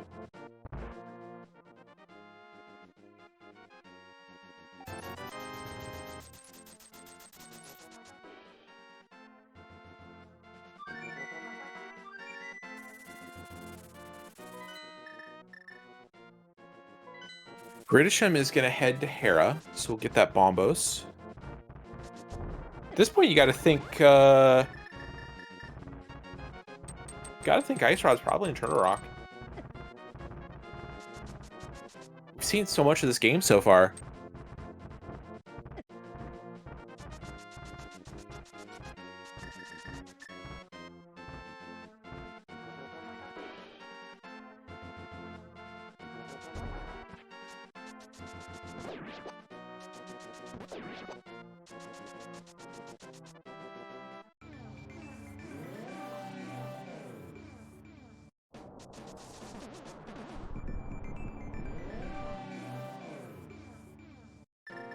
Ped was pulled. It had the shovel, which led to 20 rupees. So no big prize at the pedestal.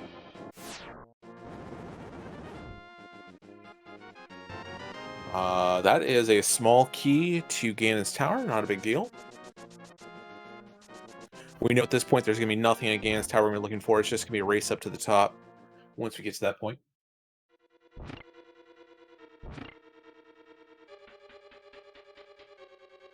And Gridasham is heading upstairs to get these 3 items out of here.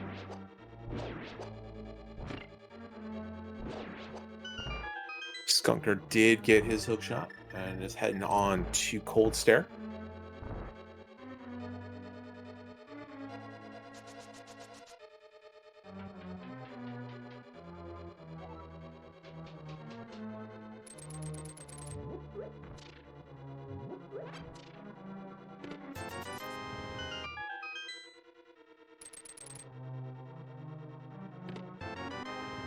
There's that bombos for Gridasham.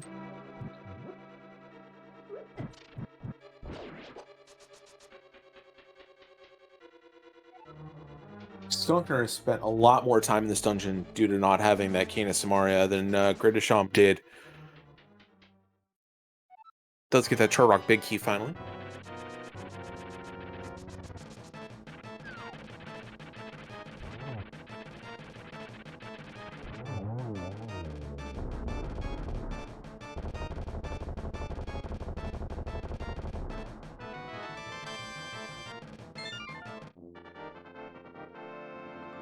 That is dungeon number 8.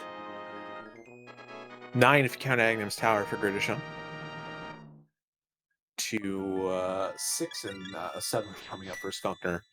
So a fairly big dungeon lead and a fairly big item lead for Gridasham at this point.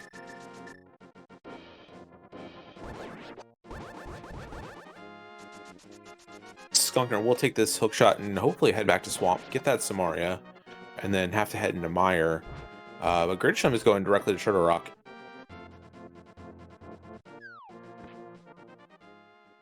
Gridasham actually is not heading directly to Turtle Rock, heading to Spiral Cave. Has not made any of these East Death Mountain checks.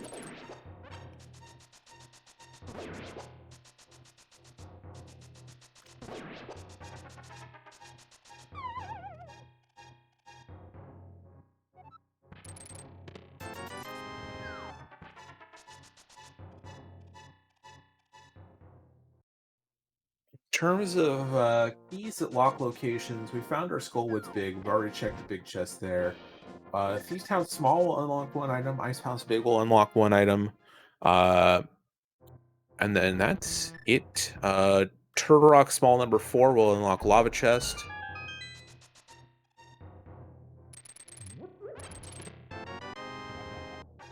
Skunkner's already been through all these checks on Death Mountain. We know that the only thing up here is another Pod Small, which could...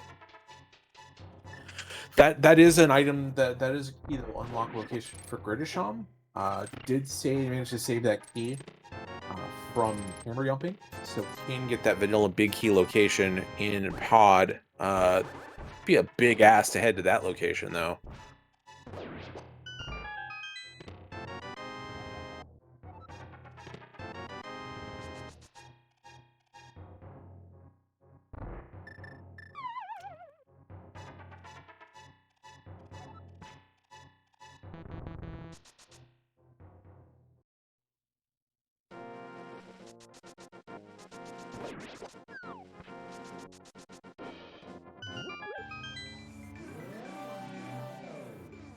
I'm choosing to take the bottom portal instead of the top. We'll have to mirror and portal again to get into Turtle Rock.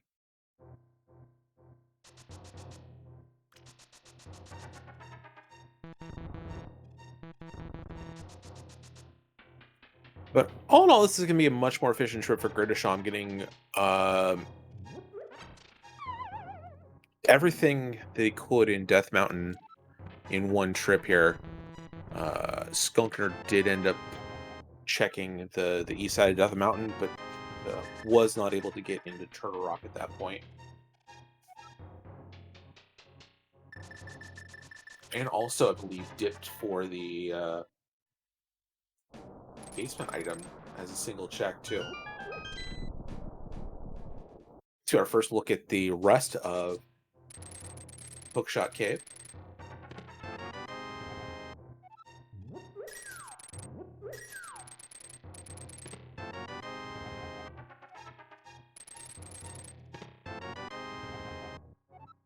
Ice Pal's big key. That opens up one item, but definitely not the big key I want to see up there.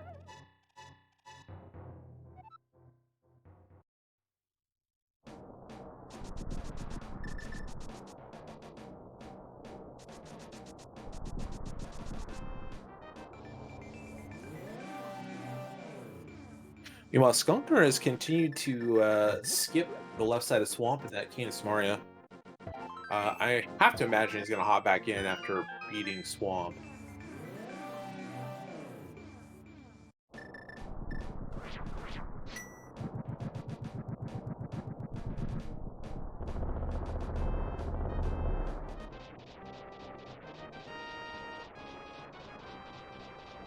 All right, Argus giving Skunkner a nice big hug.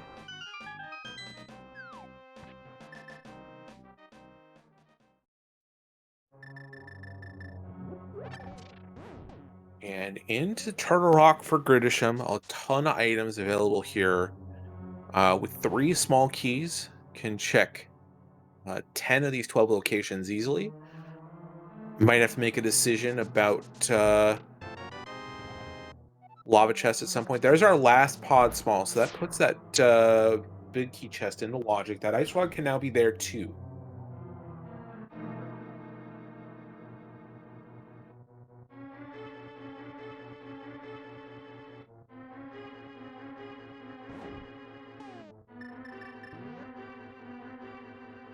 Yeah, we can make 11 checks. The question is whether you want to make that lava chest check, or just save the key just in case. Gamble that the ice rod just isn't in lava chest. Of course, we find our last turtle rock, the small key, then that becomes moot. As Skunkner heading over to the left side of Swamp, we'll pick up that Canis Maria in just a moment.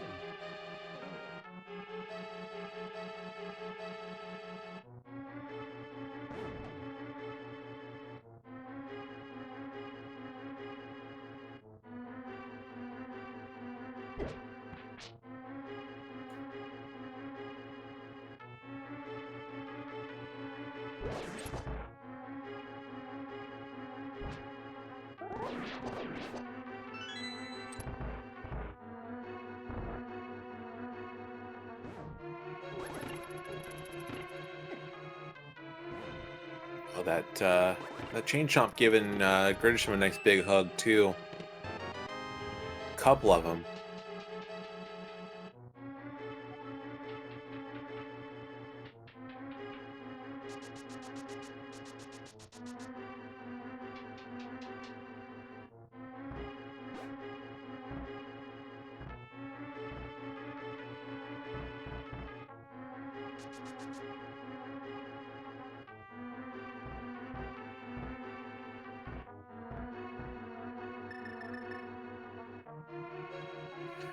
Yeah, Skunkner skipped left side in both trips. Is now finishing that up.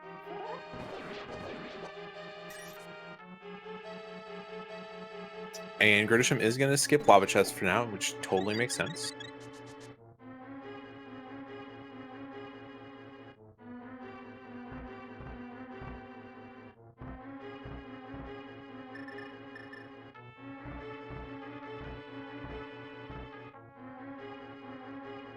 You absolutely want your shot at Trinex at this point.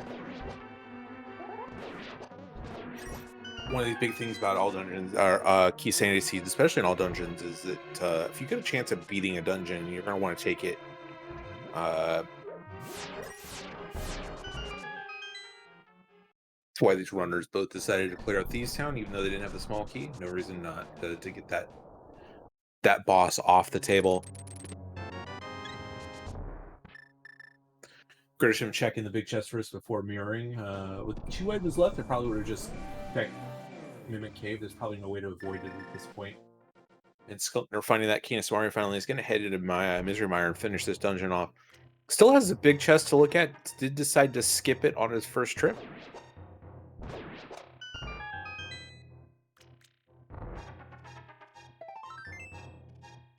Did have the big key for that trip, but just didn't check the big chest.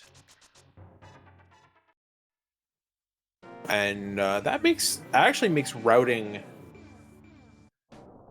this dungeon a little awkward on the second trip.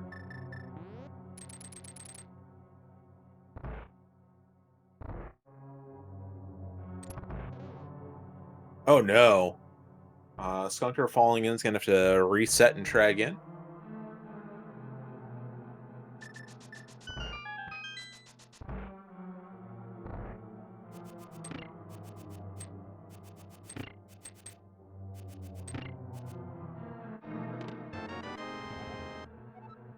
There's that Thieves Town Small. That's another one we didn't want to see. So Ice Palace Big Chest now in Logic. Thieves Town Big Chest now in Logic. Palace of Darkness Big Key Chest in Logic. Those are 3 terrible locations that are now on the radar for Gridasham.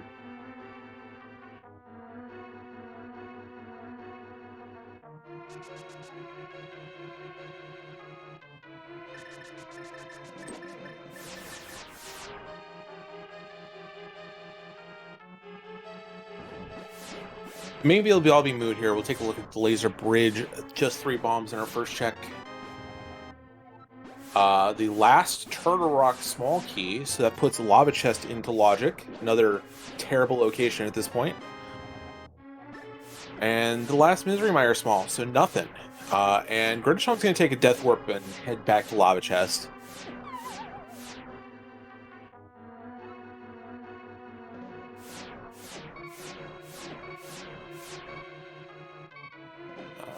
Normally a really quick way to Death Warp with these laser eyes, but with Red Mail, they only do 100 damage at a time.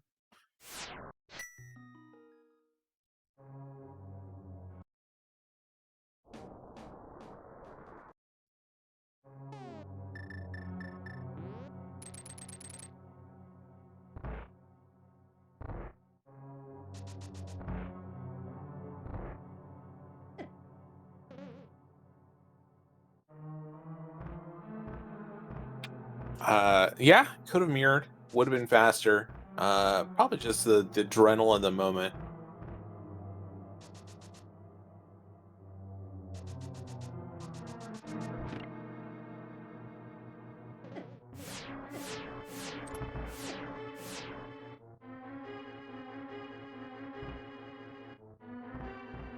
There's no point to scum the key. You have 4. There's the Desert Big behind that 4th Turtle Rock small key.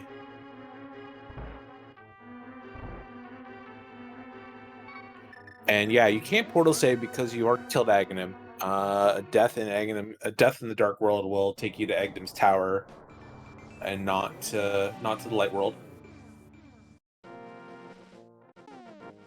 And to Desert we go. Maybe. Eventually.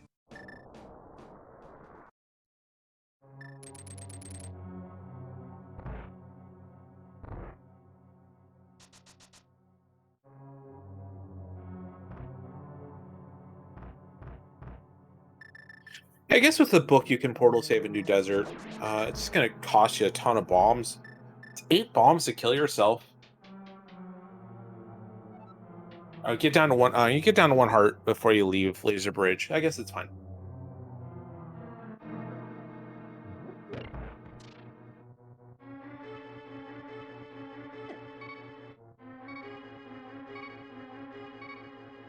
Skunkner going to read the pedestal, seizes the shovel, and is obliged to grab it.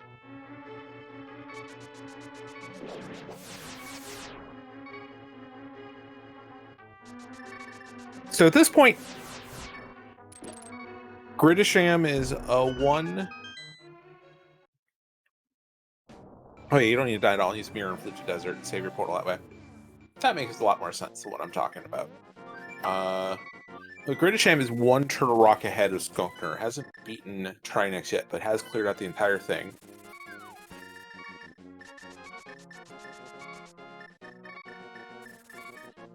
Desert Big Key going to be 2 checks.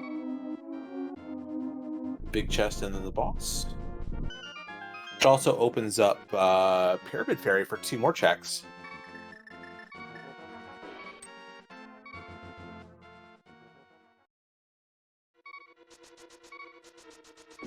But if you choose to do if you don't find Ice Rod here and you do Pyramid Fairy, then your portal is toast.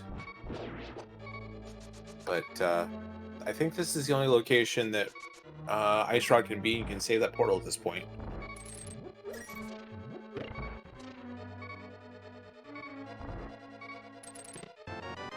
And there it is. There's the Ice Rod in the Desert Palace Big Chest. So that is go mode for Gridasham at 1 hour and 50 minutes and change.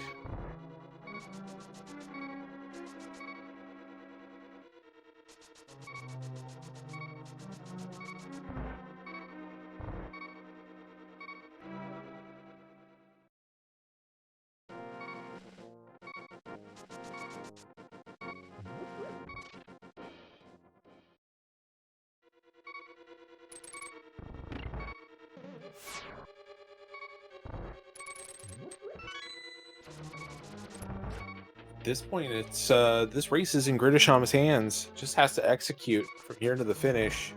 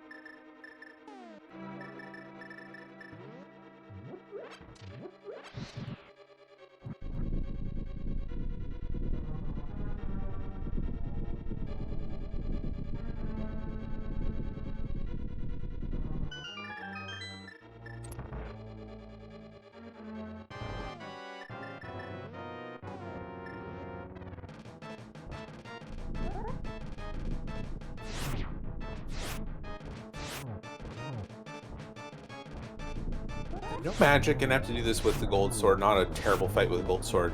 Does get it done. So, one pre-GT dungeon left for Gridasham, and that is Trinex at Turtle Rock.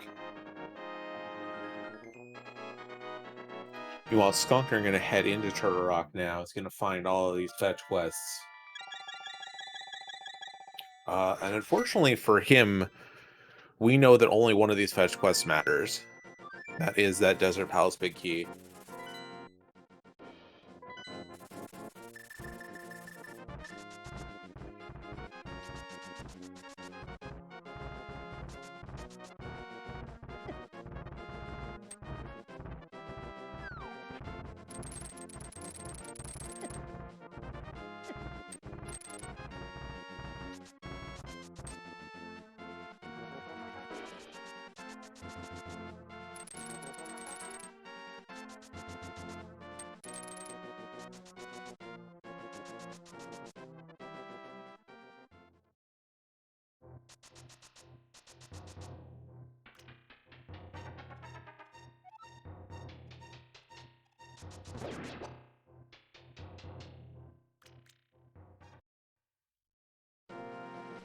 Skunkner with a couple angry slings at that last pod small key.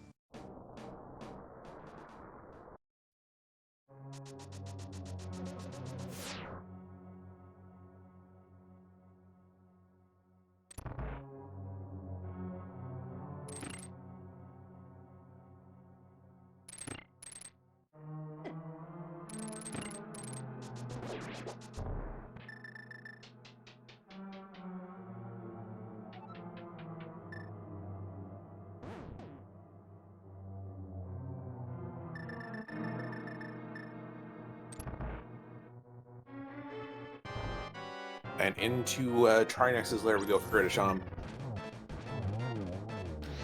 Gold sword, this is going to be quick work phase 1.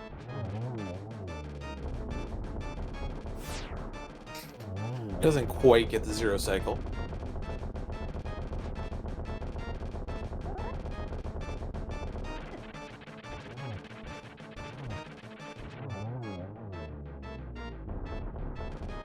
Skunkner stealing that key. We're for lava chests. Back here shortly.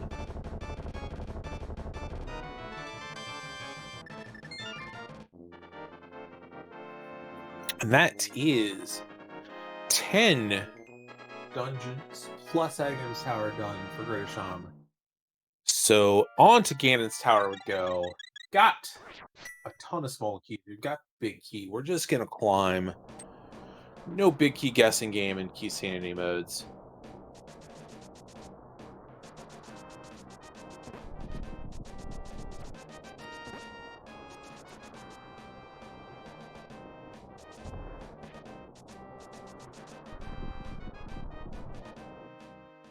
With Gold Sword, I would be surprised if we see Gridasham open any chests in here, even upstairs. Silver Arrow's not going to save a ton of time.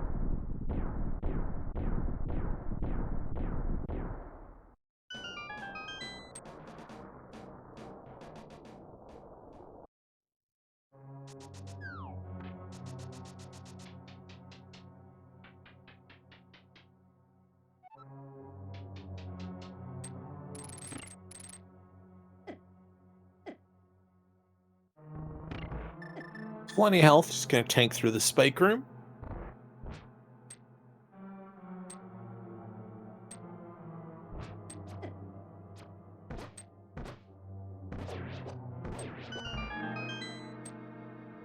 And tank through the mimics, it looks like.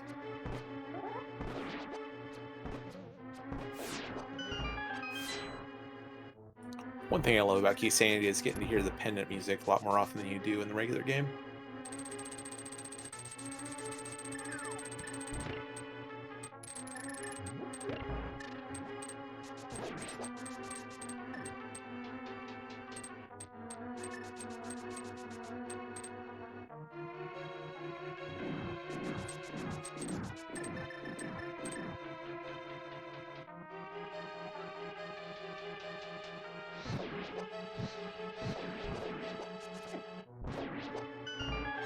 Gridasham being pretty aggressive with the fire rod here in the gauntlet. With half magic though, can afford to be. You can actually get through the entire gauntlet and Lamels and have no magic and still be okay for the rest of the climb, as long as you have half magic in that lamp.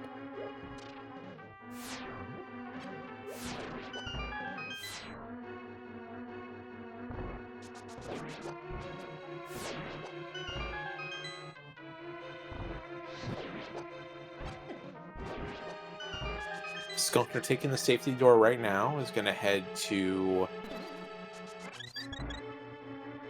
Lava Chest, get that Desert Palace big key. Then be able to mirror back and save his portal and head to Desert.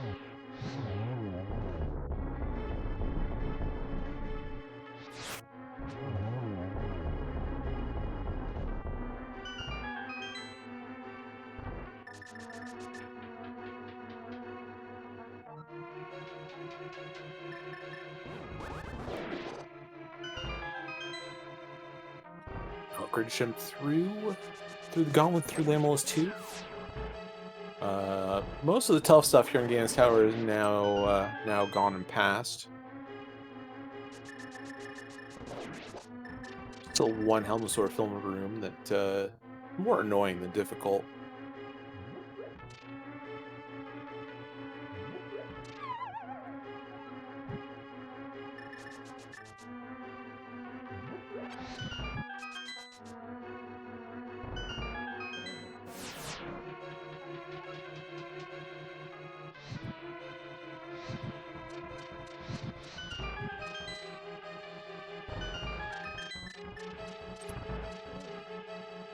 Gridasham is going to pass up on those two chests in Helmosaur room. Meanwhile, Skunkner gets Desert Palace big key and is headed directly there, and gives up on that portal.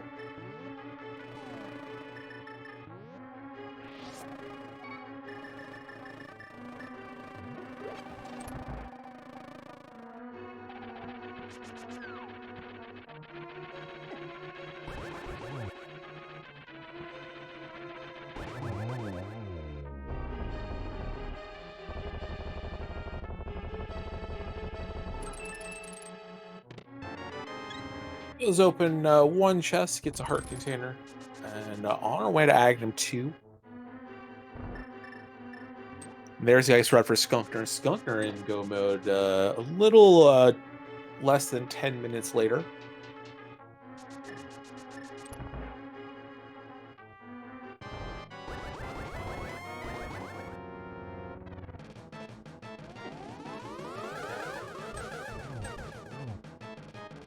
Jump 2 hits in the first phase of the Agnum 2 fight. Not sure if that was a single or a double there, so we're at 3 or 4.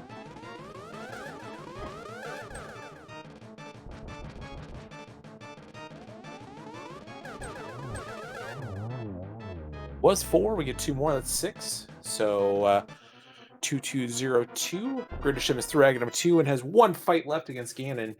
Drop into the pyramid.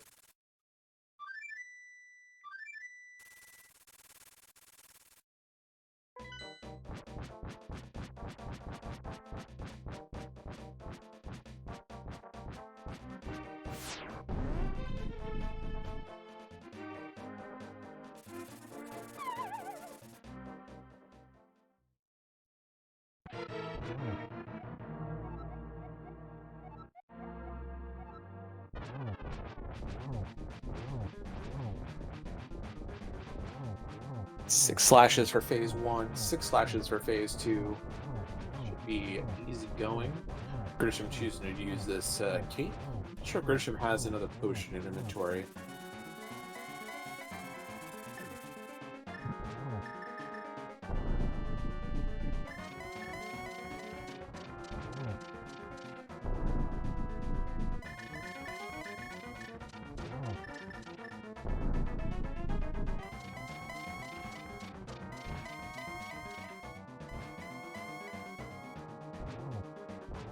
Phase 3 down. Yeah, will tell us where these silver arrows are hiding at. They're somewhere in Ganon's tower. We're never going to find them.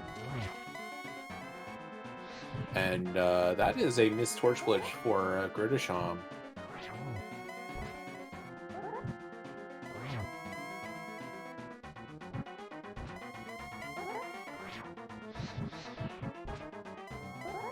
Three hits so far.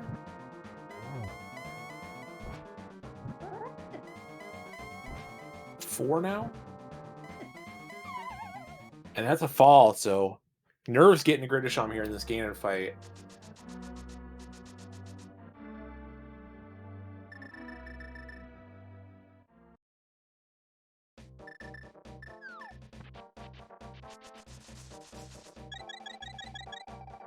Does have a blue potion, cracks it now.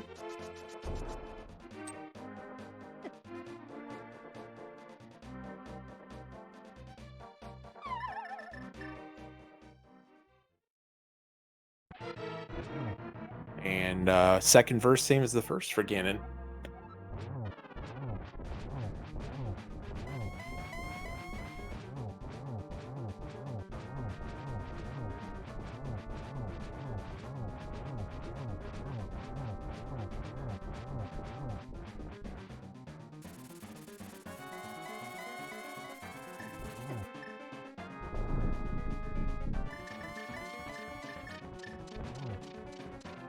Pulling out the lamp this time to make sure he gets the torch glitch.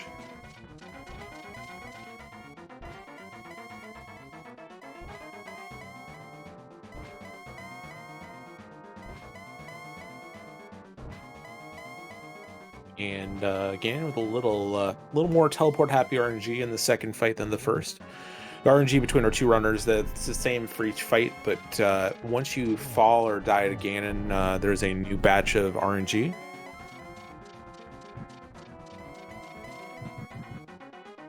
Does get torch glitch this time.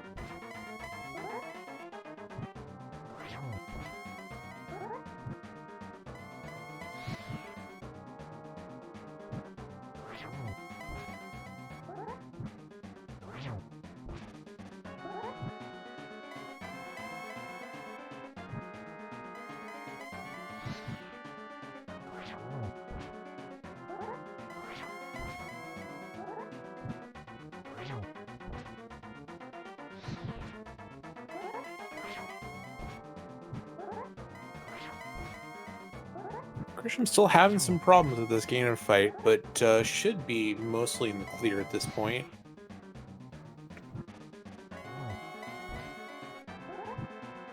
Famous last words from the commentator.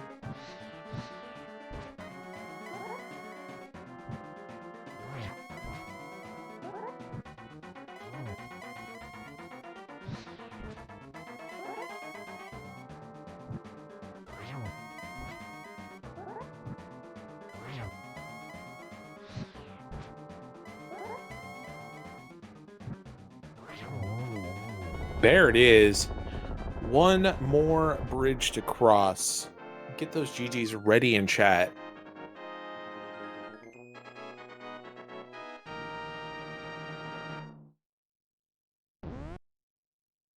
And there you go. Our winner today in this race, Gridasham, with an official racetime.gt finish time 2 hours, 6 minutes, 7 seconds. GG's to Gridasham getting the victory for Rage Against the Manettes here in week 2 of the ALTTPR Open League.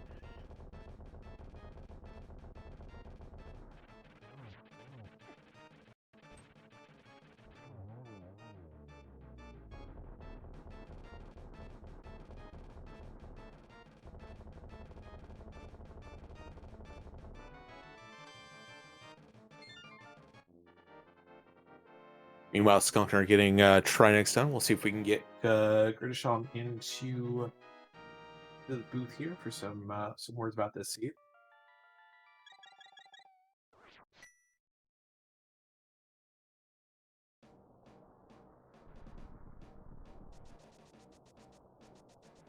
While Skunkner gonna start making the climb.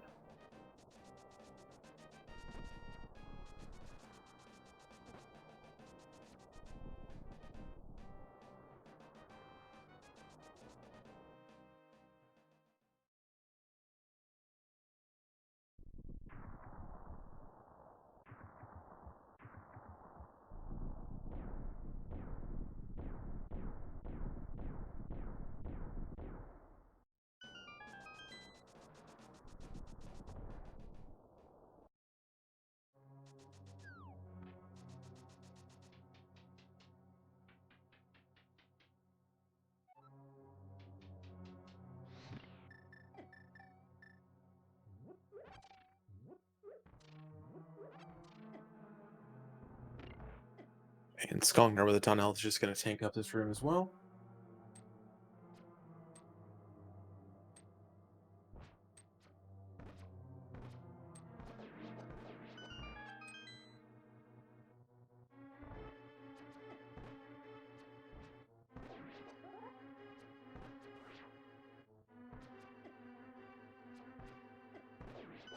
Having some problems with this Mimic, but does make it through.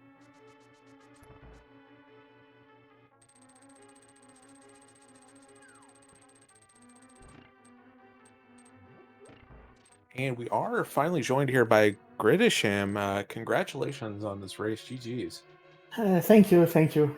Wasn't easy, but I did my best on this one. Never really is easy, especially with what the seed wanted you to do in certain parts of it. The sequence to get your hook shot, and then the sequence to finally get your ice shot at the end of the seed. Two really just kind of terrible locations for those items. Yeah, but when I choose to go to ice, I felt I was thinking about the pendants and the crystals, and I think that swamp could be a pendant. So I just thought, yeah, whatever. I go to ice, and it was a little bit lucky because of the hook shots. So I'm happy about that. Yeah, I had a couple points earlier in the seed where you were pretty thorough. You chose to, you found the Swamp Palace big key and immediately went back to check that. And you went to pod for 2 items over some other locations, and that ended up paying off with the fire rod. Was that a conscious decision going in to choose to be pretty thorough in the seed? Yeah, because I didn't want to skip a thing. I know from experience, but I'm not that experiment. I know that skipping some chest could be very, very punitive in the keys. So, and I was a little bit nervous because I didn't want to miss a thing on those ones. I was really lucky for the Somalia, and mm, yeah, it was a choice from myself. Yeah, it had to make you feel really nervous at the end too, where you find back to back, you find the Ice Palace big key, the Thieves Town small key, and then the last pod small key to put three just terrible locations into logic, and then finally finding that Desert Palace big key, which ended up leading to everything. Yeah, I thought I was thinking I don't want to go to Thieves Town. I don't want to go to Pod or Ice Palace because I found the big key not that earlier in the seed. So I just wanted to follow the small key, and was um, I just thought that for the chess that I'm sorry, my English is my English is very poor, so trying to find my words. The location that I have to go to. Just thinking, I don't want to go back to pod if I quit it. So I just thought that yeah, whatever. I have to go to the lava chest, and it was a good call. And just wanted to follow this big key because was thinking about the pyramid fairy because of Yeah. the red crystal, and finally the ice rod, and I could save my portal on this one. Yeah, it makes the decision a lot easier when that Desert Palace big key shows up and gives you 4 items and progression.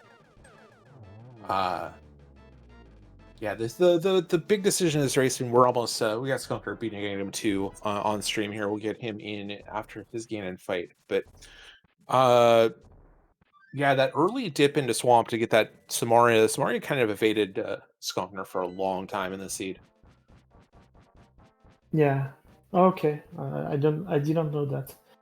But when I saw all the items for an early dip of swamp, I was just saying, well, uh, I could find some progression in the dungeon. It could be the hookshot, it could be Somalia, or whatever else. But I know that skipping left side swamp could be very punitive on those seeds. Personally, I prefer doing those checks instead of losing so many time. Yeah, definitely. Yeah, Yeah. So yeah, at that point, you hadn't had found mitts, you hadn't found fire rod. There were so many things that could have been in Swamp Palace. It made a lot of sense for you to hop in there, and it didn't end up paying off for you. As Skunkner heading into his Ganon fight phase 3 already. We'll give him a minute to finish up, and we'll get him in the booth for in just a minute. So, uh, no, we did not find the arrows in your tower. You know that already. the silvers. Is this talking about the Ganon fight and Skunker in phase 4 now? Okay. Well, and also I thought that with the intel of swamp pendants, I know that any no object could be on GT, so I know that I could left this those checks. I know that the silvers are on GT, but it was just a big loss of time to search for them. So Yeah, no reason to with Gold Sword and half magic and everything that you had. Just no reason to go hunting up even upstairs. Even you checked the last chest for stream value, but no reason to check anything else up there. As Skunkner does get Ganted down, crossing this bridge and finishing things off. Get those GGs in chat for Skunkner. The official race time finish of 2 hours 15 minutes and 25 seconds. GGs to Skunkner. We'll get him in the Brit and trying to welcome in Skunkner. GG's to you. GG, thank you. So very, very convoluted seed at points. And Skunkner, you had an interesting decision to make about, let's say, probably an hour 20 in, where you had an ice palace you could clear out of logic with because of no big key. You had a swamp dip you could make, and then instead you chose to go up to Hera. Yeah. What was going on in your mind in that decision point? Because that's kind of where the race ended up getting away from you a little bit. Yeah, I was just thinking about basement and spy cave, and I wanted to clear the mountain at that point, just to be safe. But yeah, wasn't my best decision. There were a few decisions where afterwards I think those were not the best. For example, wasting my key and pot. I was facepalming right in the moment when I did that. Oh, jeez. Yeah, neither of you ended up checking that last chest and pod at the Vanilla Big Key location.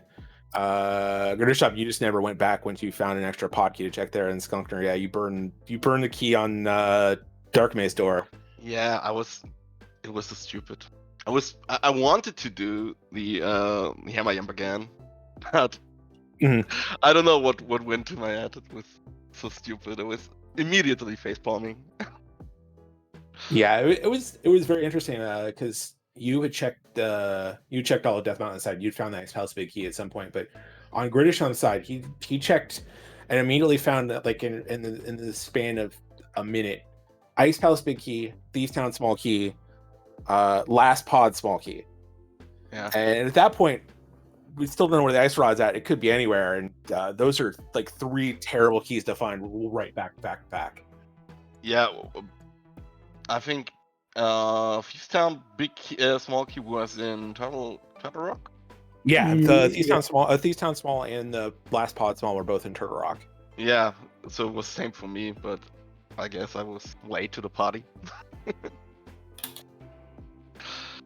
was a bummer, but happens, I guess.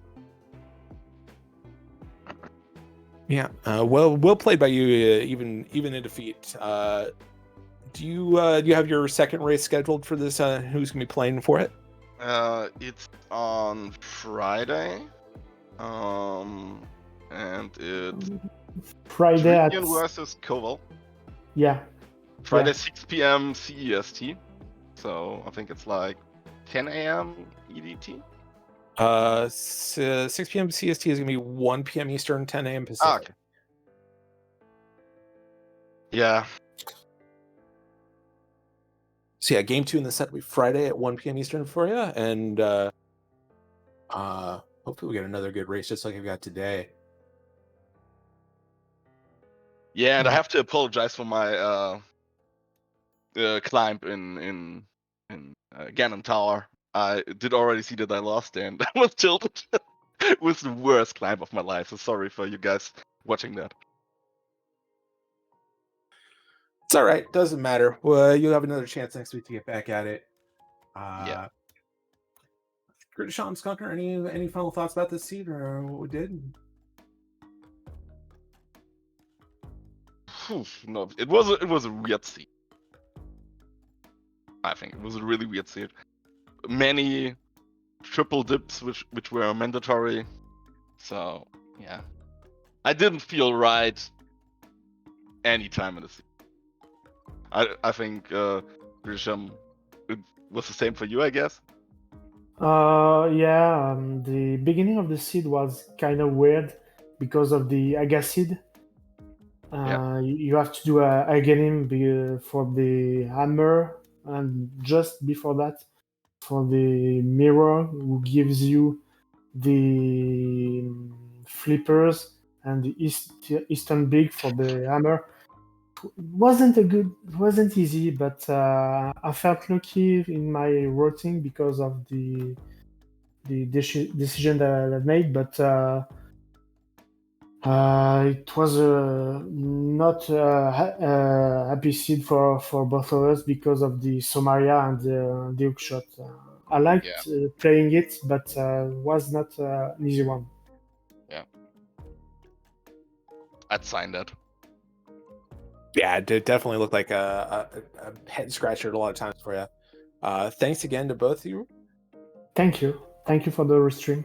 Yeah, thank you for the restream. Yep, and if you want to give these runners a follow, their links are in the chat. Gridasham and Skunkner, if you want to watch more links to the past action from them, give them a follow. I'd also like to give a big shout out to our tracker today, Derek, making sure that I can focus on the runners and not on every little key and every little item. Yeah, thank you. Yeah, thank you, Daruk, and sorry for losing. I have to say, it's my teammate, so. That makes sense then. All right, that's going to be it for us today on this stream. Let's take a look at the schedule. We've got a ton of races.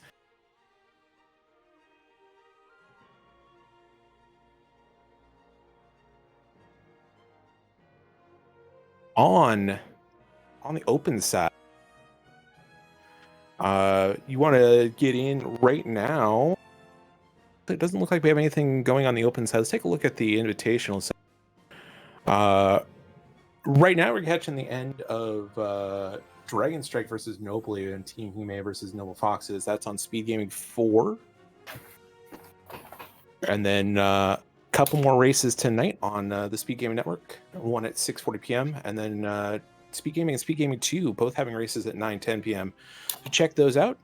As for me, I'm James FNX. It's been a blast. Thanks for tuning in. Thanks for watching, and we will catch you next time on the ALTTPR League.